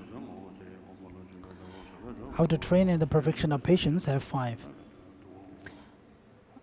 The explanation of how to train in the perfection of patience have 5 parts. The patient is how to begin the cultivation, the division, how to practice, and a summary. Patience is disregarding harm done to you, accepting the suffering arising in your mind stream, and being certain about the teachings and firmly maintaining belief in them. There are 3 sets of factors incompatible with this. For the first, hostility; for the second, hostility and loss of courage; and for the third, disbelief and dislike. Perfecting patience means that you simply complete your conditioning to a state of mind wherein you have stopped your anger and the like. It is not contingent upon all living beings become free from undisciplined conduct, because you will not be able to bring this about, and because you accomplish your purpose just by disciplining your own mind, engaging in the Bodhisattva districts. Undisciplined persons are as limitless as space. You could never overcome them. If you conquer the single mental state of anger, it is like vanquishing all your enemies. Where could you get enough leather to cover the entire surface of the earth? Wearing just a leather with your sandals is just covering all the earth. Similarly, I cannot change external things, but when I can change my state of mind, why do I need to change anything else? How to begin the cultivation of patience. Although there are many ways to cultivate patience, to begin I will explain the meditation of the benefits of patience and the faults of not being patient. The benefits are set forth in the Bodhisattva levels. Initially, Bodhisattvas consider the benefits of patience. They think persons who have patience will not have many enemies later on, but will have many separations from those to whom they are close. They will have much happiness and contentment. They will have no regret at all at the time of death. And upon the disintegration of their bodies, they will also be reborn among the deities in the happy realms of high status. By looking at such benefits, they too are patient. They engage others in upholding patience, and they also praise patience. When they see patient persons, they are delighted and full of joy. The compendium of perfection says, it is said, patience is the best approach for dealing with the inclination to disregard others' welfare. Patience against the fall of anger protects all that is excellent in this world. Patience is the best ornament of the powerful, the greatest strength for those who practice asceticism, and a stream of water on the wildfire of malice. Patience clears Macham, and the arrow of undisciplined people's words are dulled by a superior being's armor of patience. These unruly people then give pleasant flower of praise, which become attractive garlands of fame. And also patience is also the craftsman that creates a Buddha's embodiment of form, adorned with the beautiful signs of good qualities. Thus, Arya Sura praises patience by way of its many benefits. It stops you from turning away from others' welfare on account of living beings' misperceptions. It protects you from anger, the enemy that destroys many roots of the virtue. It is a captivating ornament because it endures the harm of those of little power. It is the excellent strength of ascetics who are tormented by the afflictions. It is a stream of water that extinguishes the wildfire of malice. It is armor that cannot be pierced by the arrows of undisciplined persons' misperceptions. It is the skilled artisan who creates a fine form of golden color that captivates the eye and minds of beings. Furthermore, engaging in the Bodhisattva deed states, whoever works hard and overcomes anger is happy in this and future lives. When you rely on patience continually, you do not spoil your joyful attitude, so you are always happy even in this life. Moreover, patience stops miserable rebirths in future lives, gives spiritual rebirths in happy realms, and ultimately bestows certain goods, so you are utterly happy in this and future lives. Meditate on this benefit until you gain a strong, firm certainty about the cause and effect relation wherein benefits such as this arise from patience. With respect to the faults of anger, the invisible faults are as follows: engaging in the Bodhisattva deeds. Any good deeds such as generosity in worshipping the Sugadas you have collected over 1,000 eons are all destroyed in one moment of anger. Arya Surya formulated this exactly as represented engaging in the Bodhisattva deeds. The play of Manjushri Sutra mentions the destruction of virtue accumulated over 100 eons, and also Chandrakriti's commentary on the middle way says that the virtue accumulated over 100 eons of conditioning to the perfections of generosity and ethical discipline is destroyed even by the generation of just a momentary angry thought. Concerning who or what the recipient of such destructive anger must be, some say that it must be bodhisattvas, while others assert that it is the recipients in general. The former echoes the statement in the commentary on Middle Way. Therefore, a moment's anger towards a concurrent child will destroy the virtue arising from generosity and ethical discipline accumulated over 100 eons. With respect to the person who gets angry, Chandrakriti's explanation of the Middle Way commentary says that if anger even by bodhisattvas destroy their roots of virtue, it goes without saying that the anger of non-bodhisattvas towards bodhisattva does. Regardless of whether the recipient of the anger is ascertained to be a bodhisattva or whether the perceived faults that cause the anger are real, the destruction of virtue is said nonetheless to be just as explained above. In general, for there to be destruction of the root of virtue, it is not required that the anger be toward bodhisattvas. The compendium of training says, the text of Arya Sarvativadin also says, the Bhagavan said, monks consider a monk who make a full prostration to a stupa that contains a Buddha's hair and nails and who has an attitude of faith, so be it reverent. This monk will experience reigns as a universal monarch 1,000 times. The number of grains of sand 84,000 leagues under the ground. His prostrate body goes down to the depths of gold that supports the earth.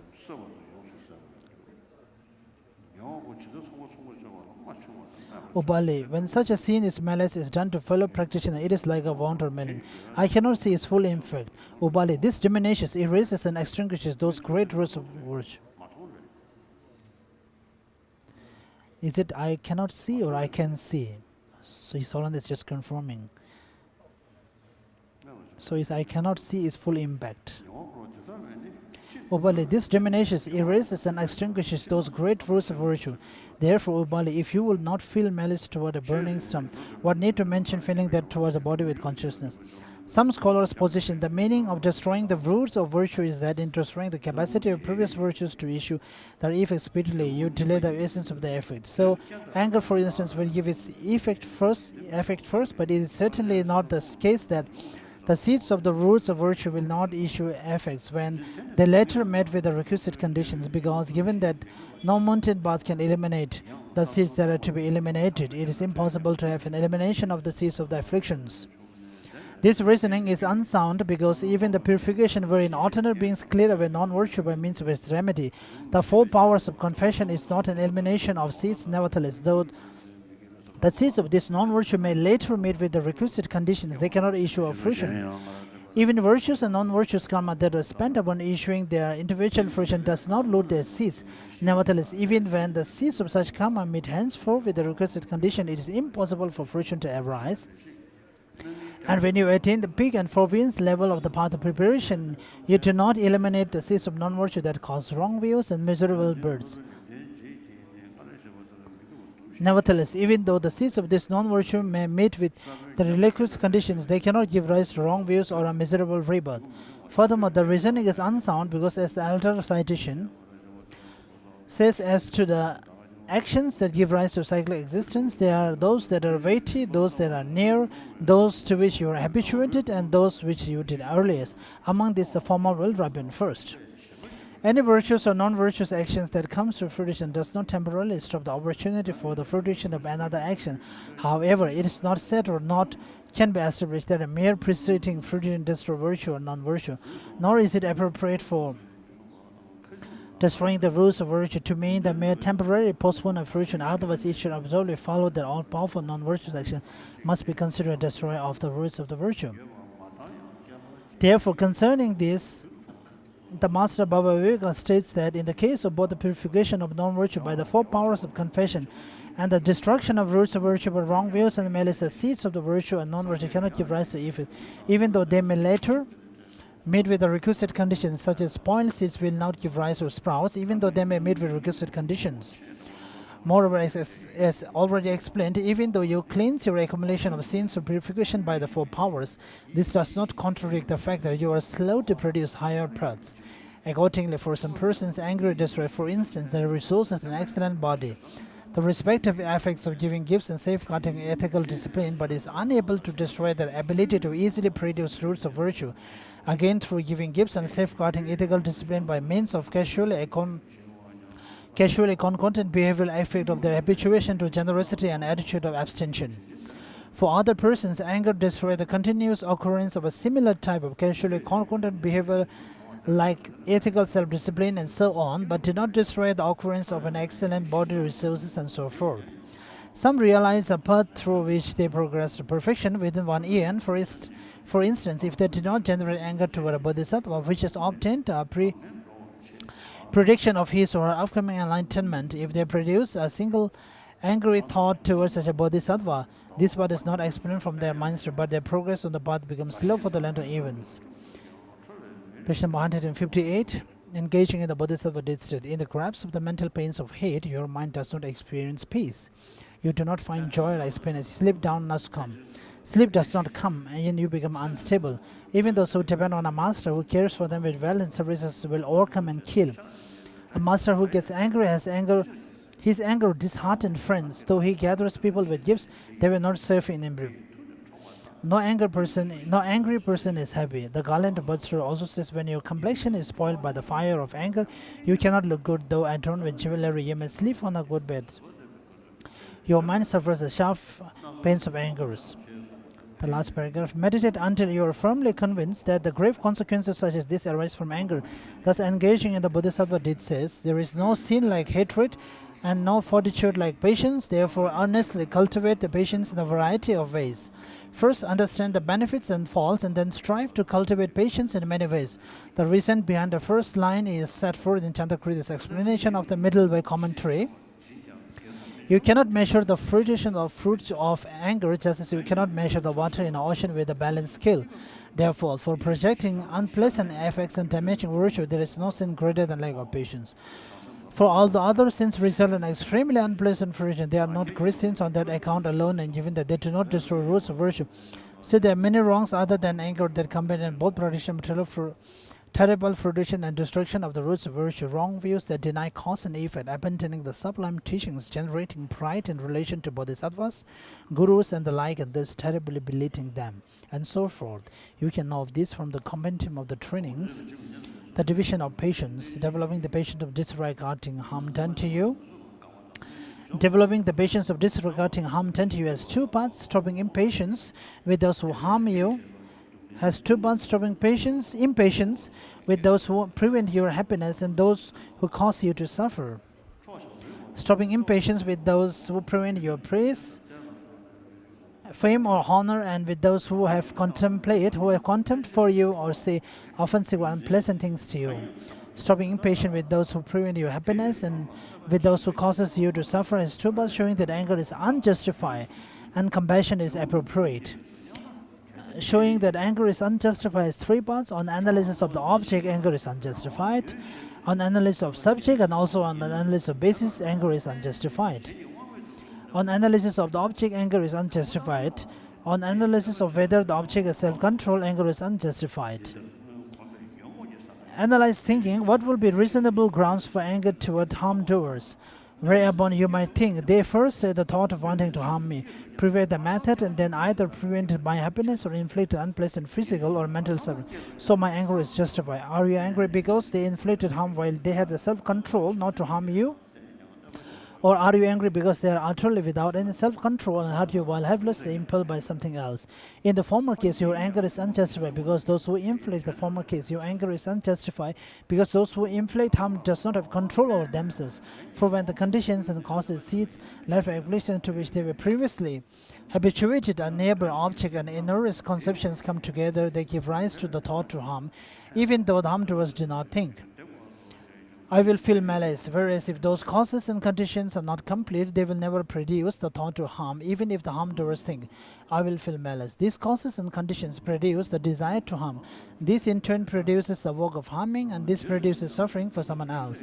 So those harm doers do not even the slightest self-control. Moreover, they have become like servants of their afflictions because they are under the control of others. That is their afflictions.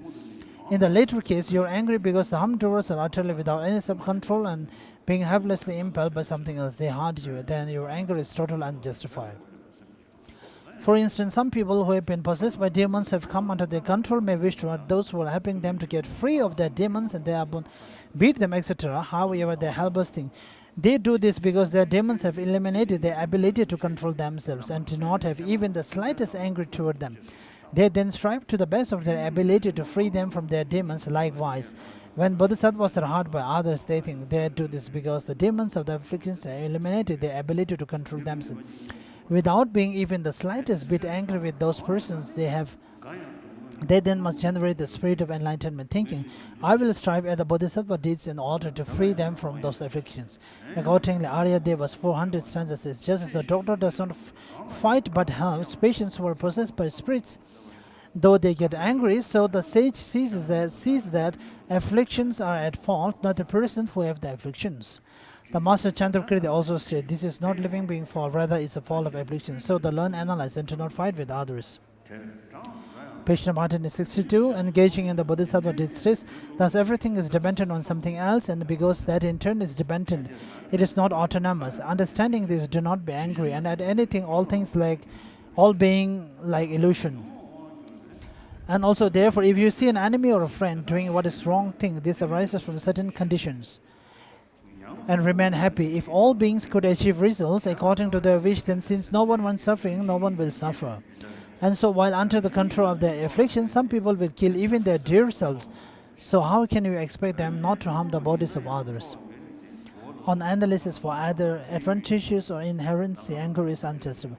The fault of doing harm to others either is or is not in the nature of living beings. If it is in their nature, it is wrong to get angry, just as it is wrong to get angry at fire for being hot and burning. Similarly, if it is advantageous, it is also wrong to be angry, just as when smoke and the like appear in the sky. It is wrong to be angry at the sky on account of these flows of smoke and so forth. Thinking in this way, stop your anger, engaging in bodhisattva states. If doing harm to others is natural for the childish, it is wrong to get angry at them, just as it is at fires burning natural. Still, if the fall is advantageous and the nature of being is good, my anger is wrong, and just as anger and smoke appearance in the sky. On analysis of whether the harm is direct or indirect, anger is unjustified. If you are angry at the agent of harm that directly inflicts the harm, you will have to be angry at the stick. Actually, just as you are at the person, if you are angry at the harm doer who indirectly inflicts harm, then just as the person impels the stick, and so forth, do not harm. So hostility impels the person, therefore get angry at the hostility. Engaging in the bodhisattva disease, the stick and the so forth directly cause the harm. But if I am angry at the one who throws it, then since hostility impels them, it is better to get angry at the hostility. If you are not angry at the stick, it is also wrong to be angry at the one who throws it. If you are angry with the one who throws it, it is correct to be angry also at the hostility. Not believing this, your mind has gone down a wrong path. Therefore, become certain about the all sameness of the logic here and direct your mind toward not being angry at the person in the same way that you are not angry at the stick. Furthermore, use the reasonings taught earlier that negate the idea that anything is self-control in order to understand it. You should not differentiate between stick and the one who throws the stick by whether they have a humble intent. Page number 164. Engaging in the bodhisattva distress, I at a former time inflicted harm such as this on living beings, therefore it is fitted that I hurt others. I should receive this. It is stated in the Fundamental to the Madhyamaka by Chandrakriti that if I repeat the harms that has been harmed on us, then will the action that has been inflicted on me will return back. That is not possible. When someone makes you angry or feel hostile towards them, then if you beat them or does something in return, but of course, the things that has harmed to you will not vanish or will not cease. But again, you develop a mind of hostility. You become angered towards that persons, and in retaliation to that, and if you retaliate with violence, and of course in nowadays involved through the violence, when somebody retaliate to another violence, so violence after the violence comes, and there is no ending to it. For example, just like the gardens of the hell and the short-lived forest, I produce this sum with my own actions, so at whom should I get angry? Those who to me harm arise, impelled by my own karma. Is thereby they go to hell? Have I not ruined them? Also, Shabbat said, when you say I am not at fault, it indicates that you in fact have not internalized even a bit of the teaching. On analysis of the subject, anger is unjustified. If you get angry at a harm doer through an inability to bear suffering, it is contradictory, because even as you are failing to bear slight suffering in the person, you are aggressively creating the cause of measureless suffering in the miserable realms. Therefore, induce a sense of embarrassment, thinking I'm very stupid, and work to continue your anger, engaging in the Bodhisattva distress. If I cannot endure even the slight suffering of the present, then why do I not stop my anger, the cause of suffering in the hells? The suffering generated by harm is the effect of previous bad karma. By experiencing it, you exhaust this karma. If you bear the suffering, you do not accumulate new sins, and you greatly increase your merit. Therefore, you must not consider how harm doers ruin their virtue, but view them as kind, in that it is though they are engaged in actions for the sake of clearing away your sins. The garland of birds says, I do not think about this person ruining this virtue, but that he is as if engaged in actions to clear away my sins. If I am not patient with even this person, how could I be any more unkind? As Chandrakri's commentary on the middle way says,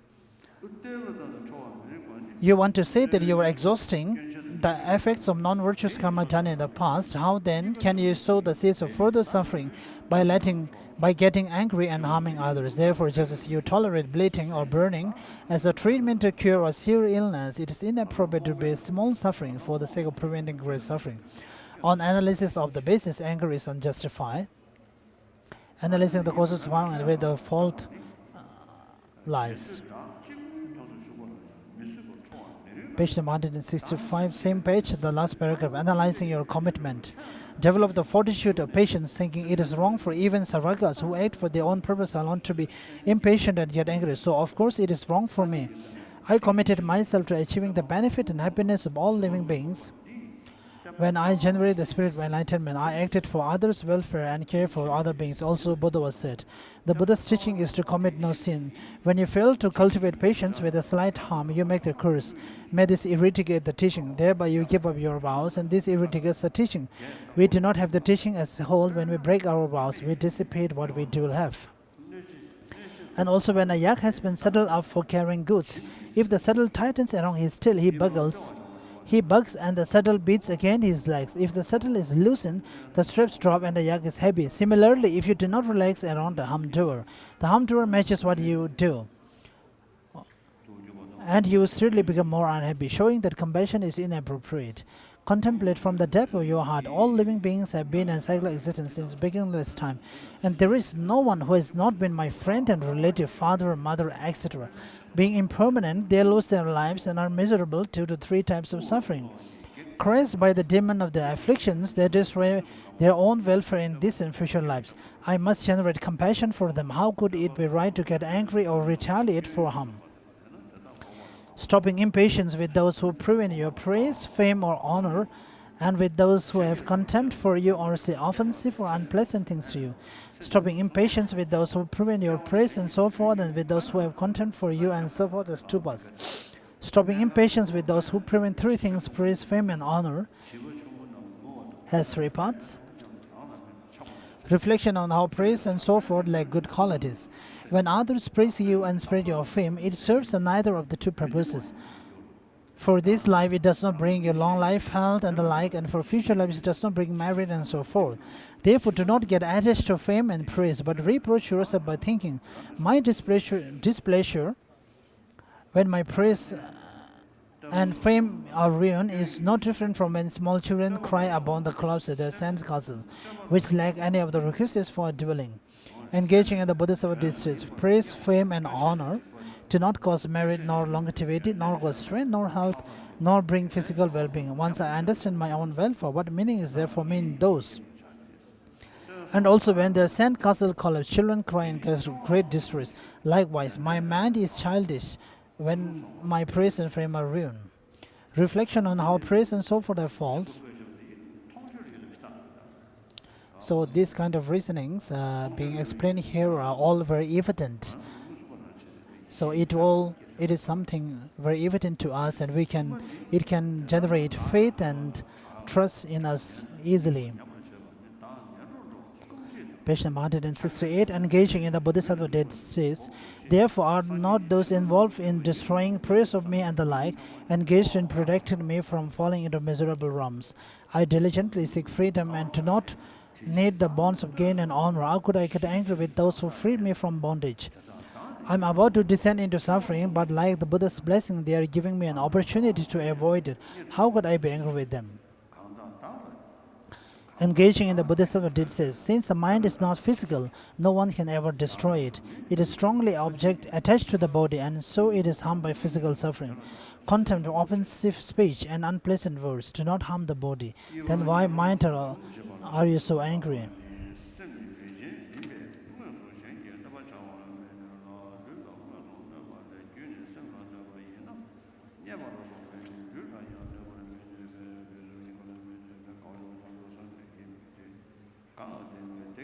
Sharava said, no matter what the three geshes, Kamlongpa, Nishurba and Draba, heard, it was not different from speaking to dirt and rocks.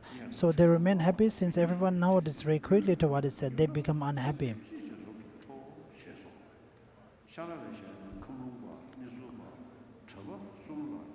It was not different from speaking to dirt and rocks, so they remain happy. Since everyone notices very quickly to what is said, they become unhappy. When somebody whispered to Shedun, he said this and then that. Shedun replied, people also say things behind the king's back. You have committed divisive speech, so confess it. When someone said to the yogi Sherab Dorje, people are talking about us and saying that our attendants are 2 lakhs. He replied, well, the talk of the people will be about people. What else will they talk about? Thereafter, that person completely stopped the spread of his divisive speech. When someone has contempt for me, etc., other people will not like me, so this is why I'm unhappy about it. This will have some truth of others' dislike way to harm you. However, since a dislike does nothing to you, give up your unhappiness about others' contempt. Engaging in the Bodhisattva deed says,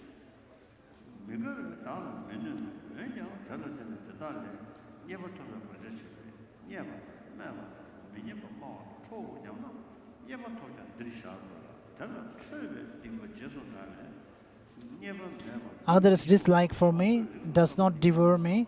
Is this or other lives? What am to averse to it? Indeed, I am not harmed by their dislike, but in dependence on it, I may be hindered in acquiring things from them. So I will get angry at those who have contempt for me, scorn me, or say unpleasant words to me. Even if you acquire things, you must leave them here, whereas the sin over your anger at them will follow you. Hence, of the 2 choices, dying quickly in destitution or living for a long time improperly, the former is better. Even if you acquire things and live for a long time, you must die, since you are not liberated from death. At the time of death, it is the same whether you have enjoyed pleasure for the previous 100 years or enjoy it merely for 1 year, or both alternatives are nothing more than the mere objects of memory. And at that time, it makes no difference at all for your happiness or suffering. It is analogous to how in a dream the experience of pleasure for 100 years and the experience of a mere moment's pleasure have no difference at all with respect to your happiness or unhappiness at the time of waking. When you contemplate in this way and turn away from attachment to gain and honor, you will not become unhappy with unpleasant words and contempt. You have no interest in being special in the eyes of others, so you do not lose your contentment. Thus, engaging in the Bodhisattva deed says, while I do not like contempt and so forth, because they interfere with my prosperity, I leave my acquisitions here, but firmly keep my sins. Better that I die today than live a long, improper life.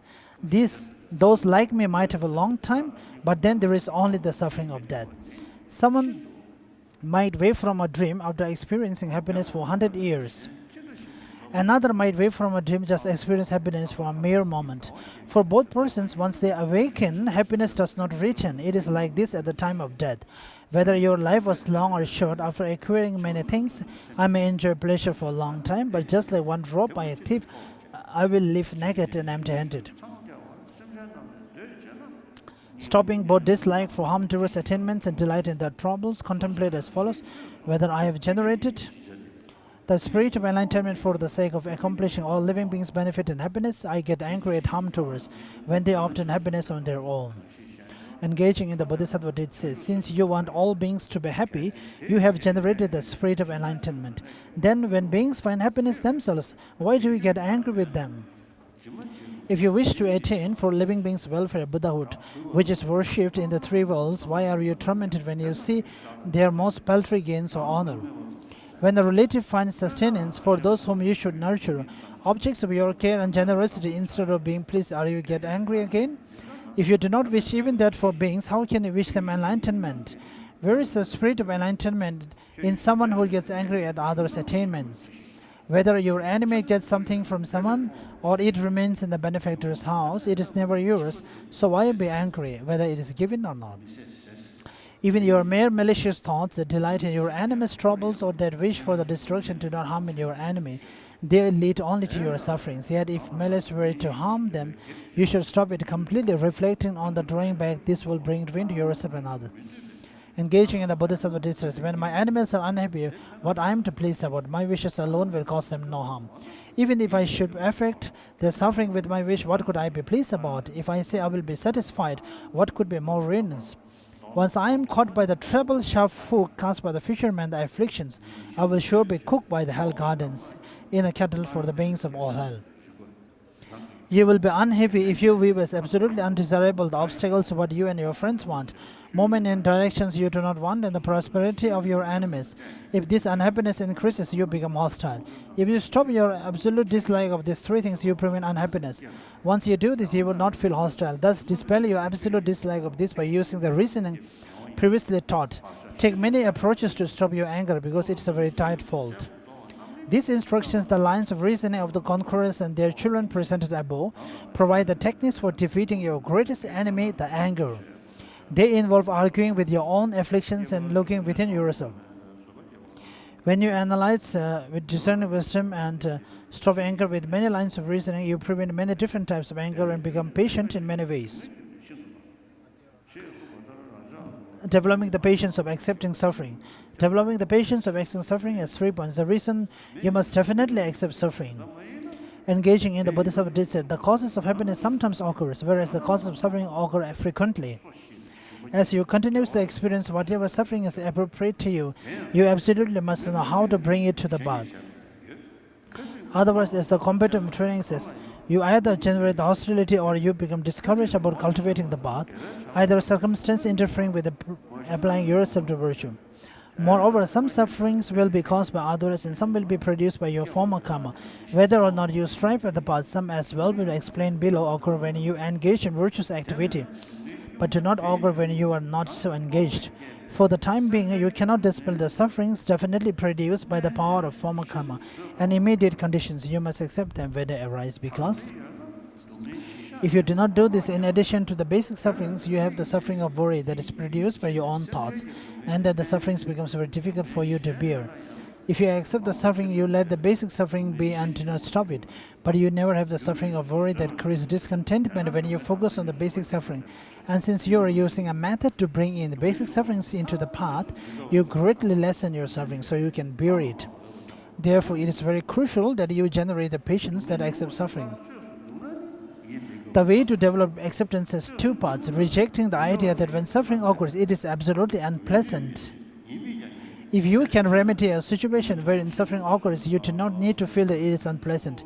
If you cannot remedy it, it is not helpful to find it unpleasant, so there is no need for effectiveness or your displeasure. There is even a disadvantage. Engaging in the Bodhisattva says, if there is a remedy, why be displeased? If there is no remedy, what is the use of being displeased? And also, I shall not be impatient with heat, cold, wind and rain, illness, bondage, beatings and so on, if I am the harm increases. Showing that it is inappropriate to accept suffering has 3 parts, reflecting on the good qualities of suffering. Suffering has 5 qualities. The good quality of suffering you into liberation. This is because if you have no suffering, you will not develop the determination to be free of it. The good quality of dispelling arrogance. This is because the suffering strikes you. It reduces your sense of superiority. The good quality of causing you to shun sin.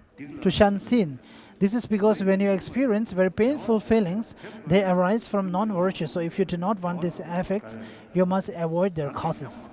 The good quality of causing you to like cultivating virtue. This is because when you are tormented with suffering, you desire happiness, and once you want it, you must cultivate the virtue that causes it.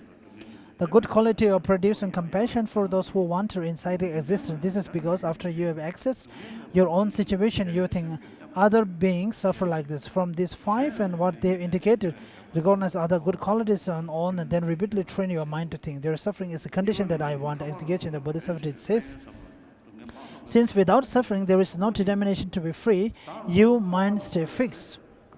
And also furthermore, the good qualities of suffering are that you dispel arrogance with disenchantment, develop compassion for the beings of cyclic existence, carefully avoid sin, and delight in virtue.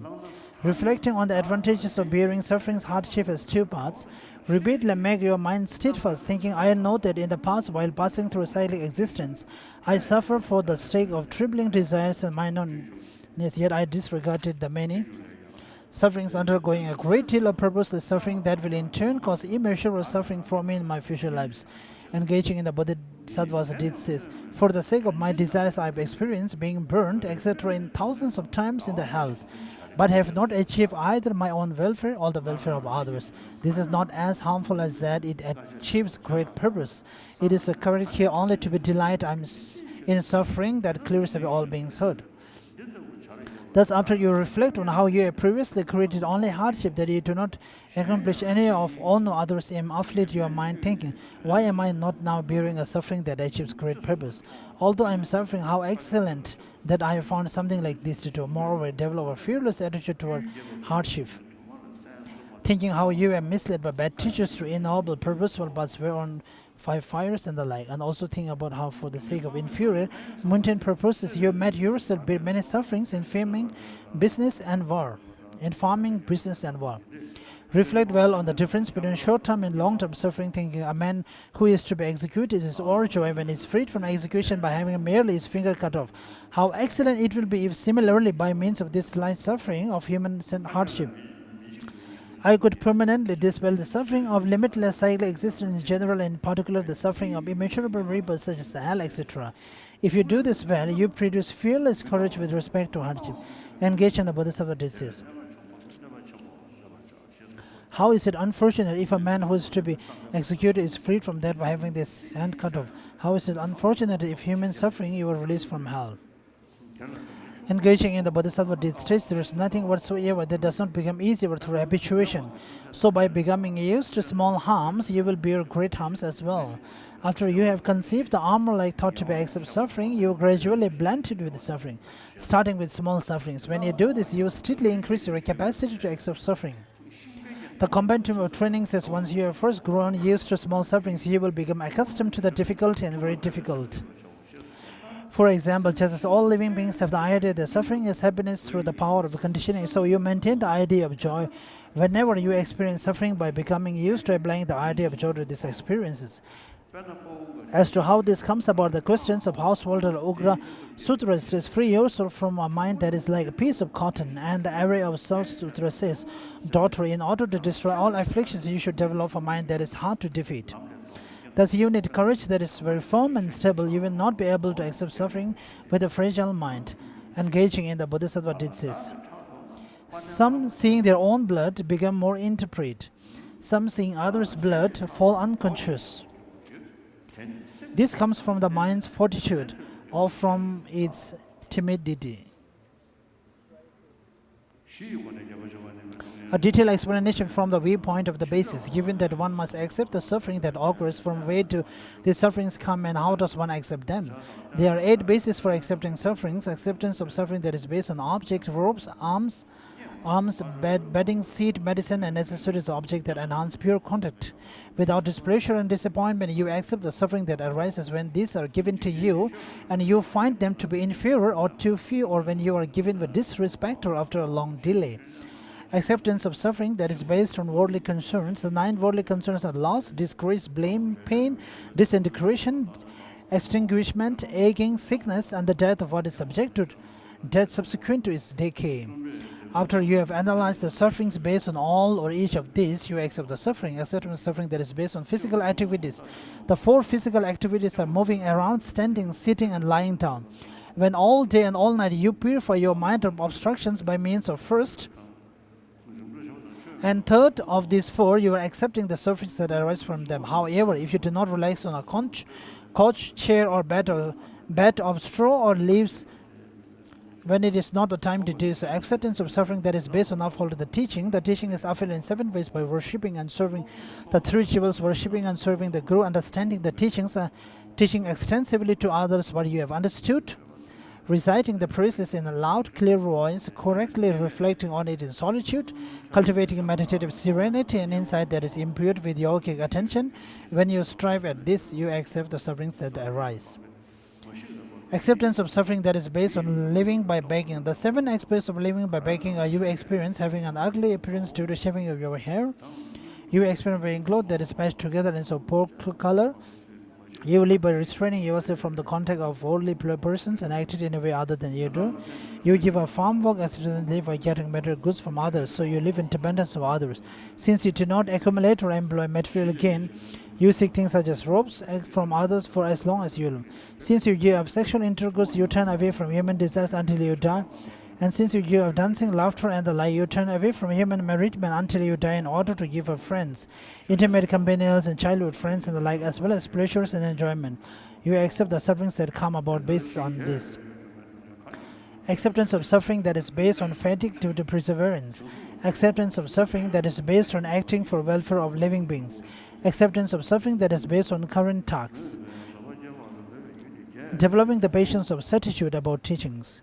The patience of certitude about teachings means generating the forbearance of conviction. It has 8 objects: the object of faith, the object to be actualized, the desire object, the object to be adopted, the object to be discarded, the object of meditation, that is goal to be achieved. The object of meditation, that is the method for achieving the goal. The object of subsequent practice through study and reflection. According to Domlongpa, page number 179, according to Domlongpa, this refers to province of what is to be known, such as impermanence and so forth. The power lineage chapter of the Bodhisattva levels mentioned at 8 is a sublime teaching, the 12 branches of scripture and so forth. So I think you have to take it as being this. The way to have conviction is to become certain about these objects just as they are, and then to think about them again and again, apprehending them without conflict.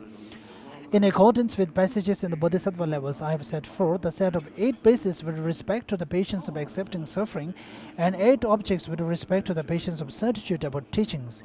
In particular, there is extensive coverage there of the patience of certitude about the teachings. How to practice? When practicing any kind of patience, you practice it in association with the 6 supremacies and all 6 perfections. These are the same as in the earlier explanation, except the generosity of patience means to establish others in patience.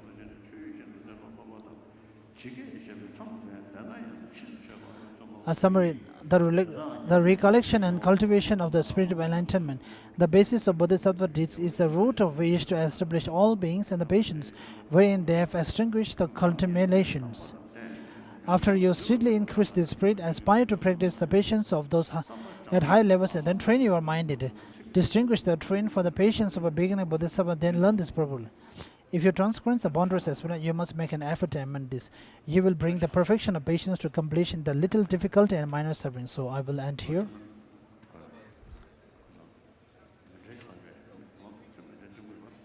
So when you recite the mantle offering, just 1 verse, and after that, the prayer for the flourish of all the teachings, and also the qualities of the limitless qualities. In between here, I have an important announcement. The final announcement: the teaching will begin at Drepung Loseling Prayer Hall tomorrow morning at the same time. Seat reservations at Drepung Loseling Prayer Hall will open tonight at approximately 7 p.m. The foreigner seating will be similar to here in Ganden. Indian, Chinese, and English, Russian, Mongolian, and Vietnamese will be inside of the main prayer hall. Korean, Italian, French, and Spanish will be upstairs or looking the prayer hall.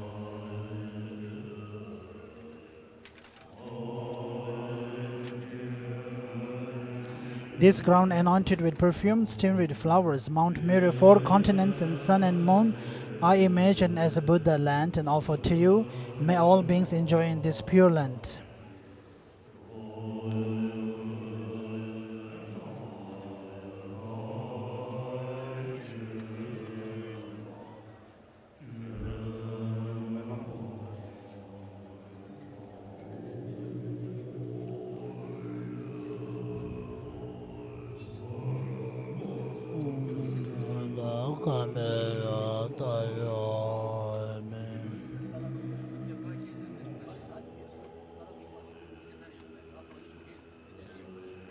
By accumulating through long effort, seed selections may begin earlier between 6 and 7. another important announcement, there is a small changes. Seat selection may begin a little bit earlier between 6 and 7, so it's better for all of you to be present there at the gates around 6 o'clock. I repeat again, the seat reservation at Drepung Loseling Prayer Hall may open tonight a little bit earlier than earlier announced, around 6 p.m. Thank you. By accumulating through long effort the 2 collections as vast as the sky, may I become the chief of the conquerors, guide of all beings whose minds are blinded by ignorance. Also in all lives until I reach that point,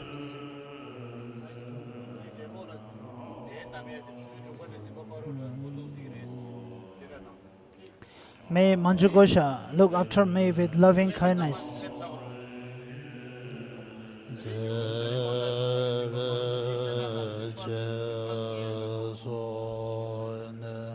After I find the supreme path complete in the stages of teaching,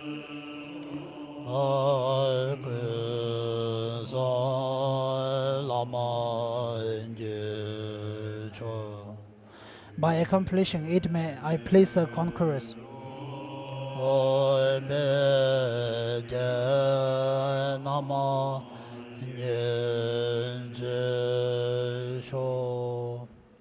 By skill in means inspired by strong loving kindness,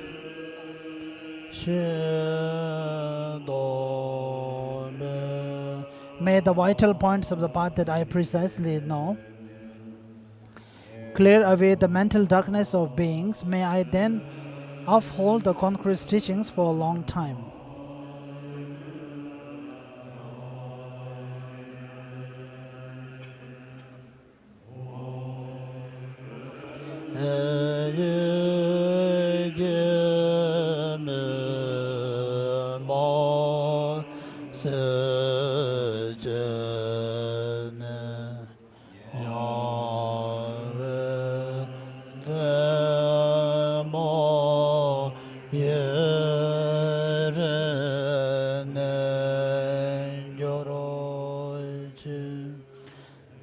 In regions where the supreme precious teachings are not spread, or where it is spread but then declined, may I illuminate the treasure of happiness and benefit with a mind deeply moved by great compassion.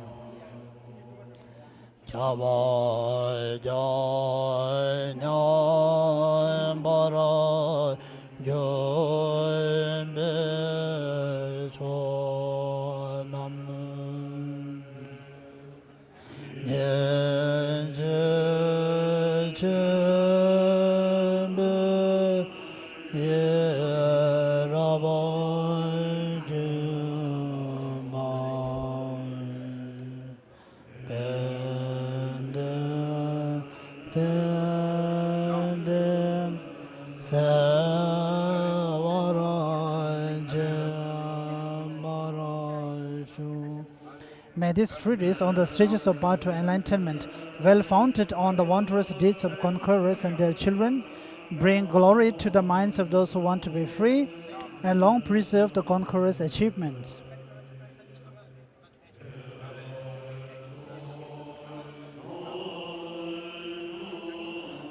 Lama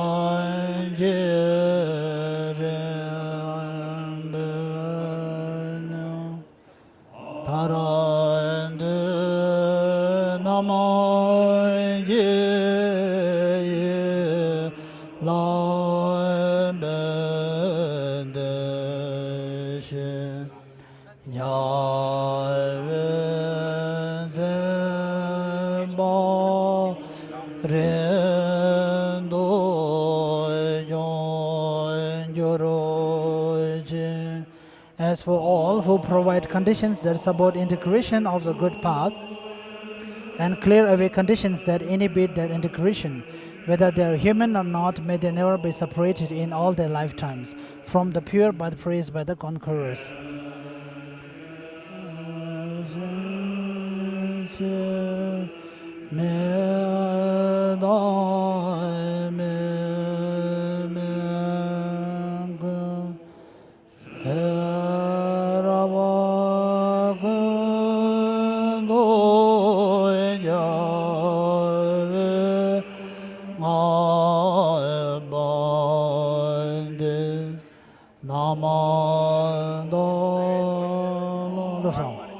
When I strive to properly achieve the supreme vehicle through the 10 deeds of the teaching, may I be accompanied always by those who have power, and may an ocean of good fortune pervade all directions.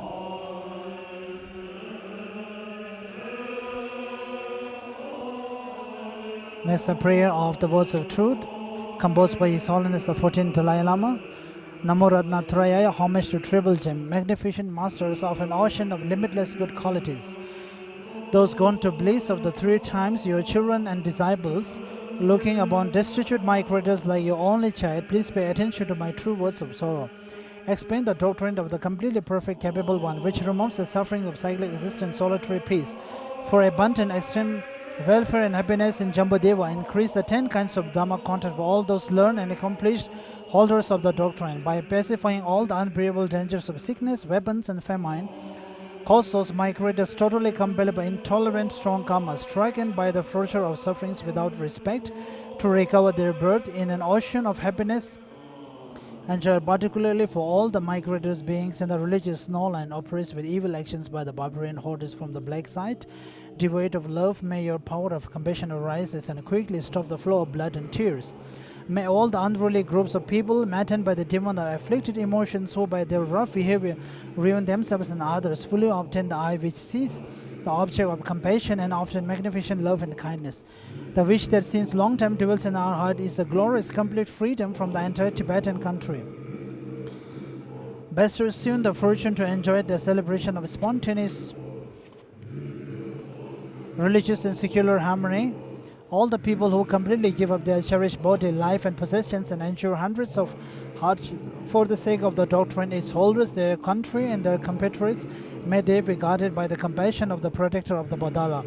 In short, may the good fruit of any extensive prayer to fully protect the land of snows, met by powerful protective charity in the presence of the Buddhas and their children, appear soon here and now, by the interdependence of the profound suchness of appearance and emptiness, by power of the three sublimes, compassion and the force of true words, by the power of truth of infallible action and result, may our prayer of truth be fulfilled soon and without obstacles.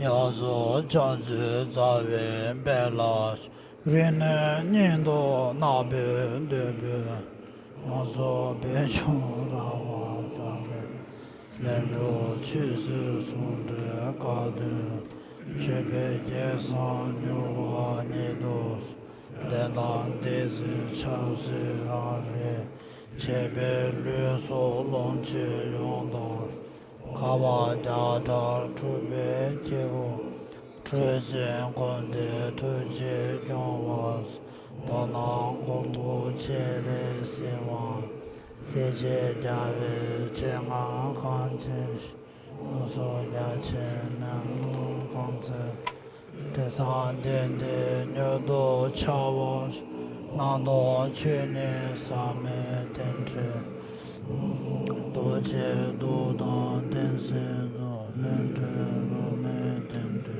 das.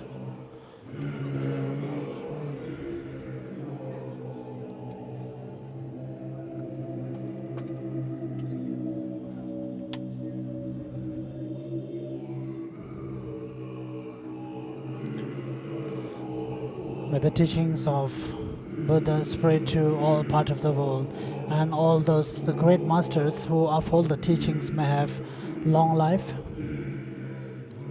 and may all the sentient beings have the ultimate happiness, and may the teachings be spread all over the world.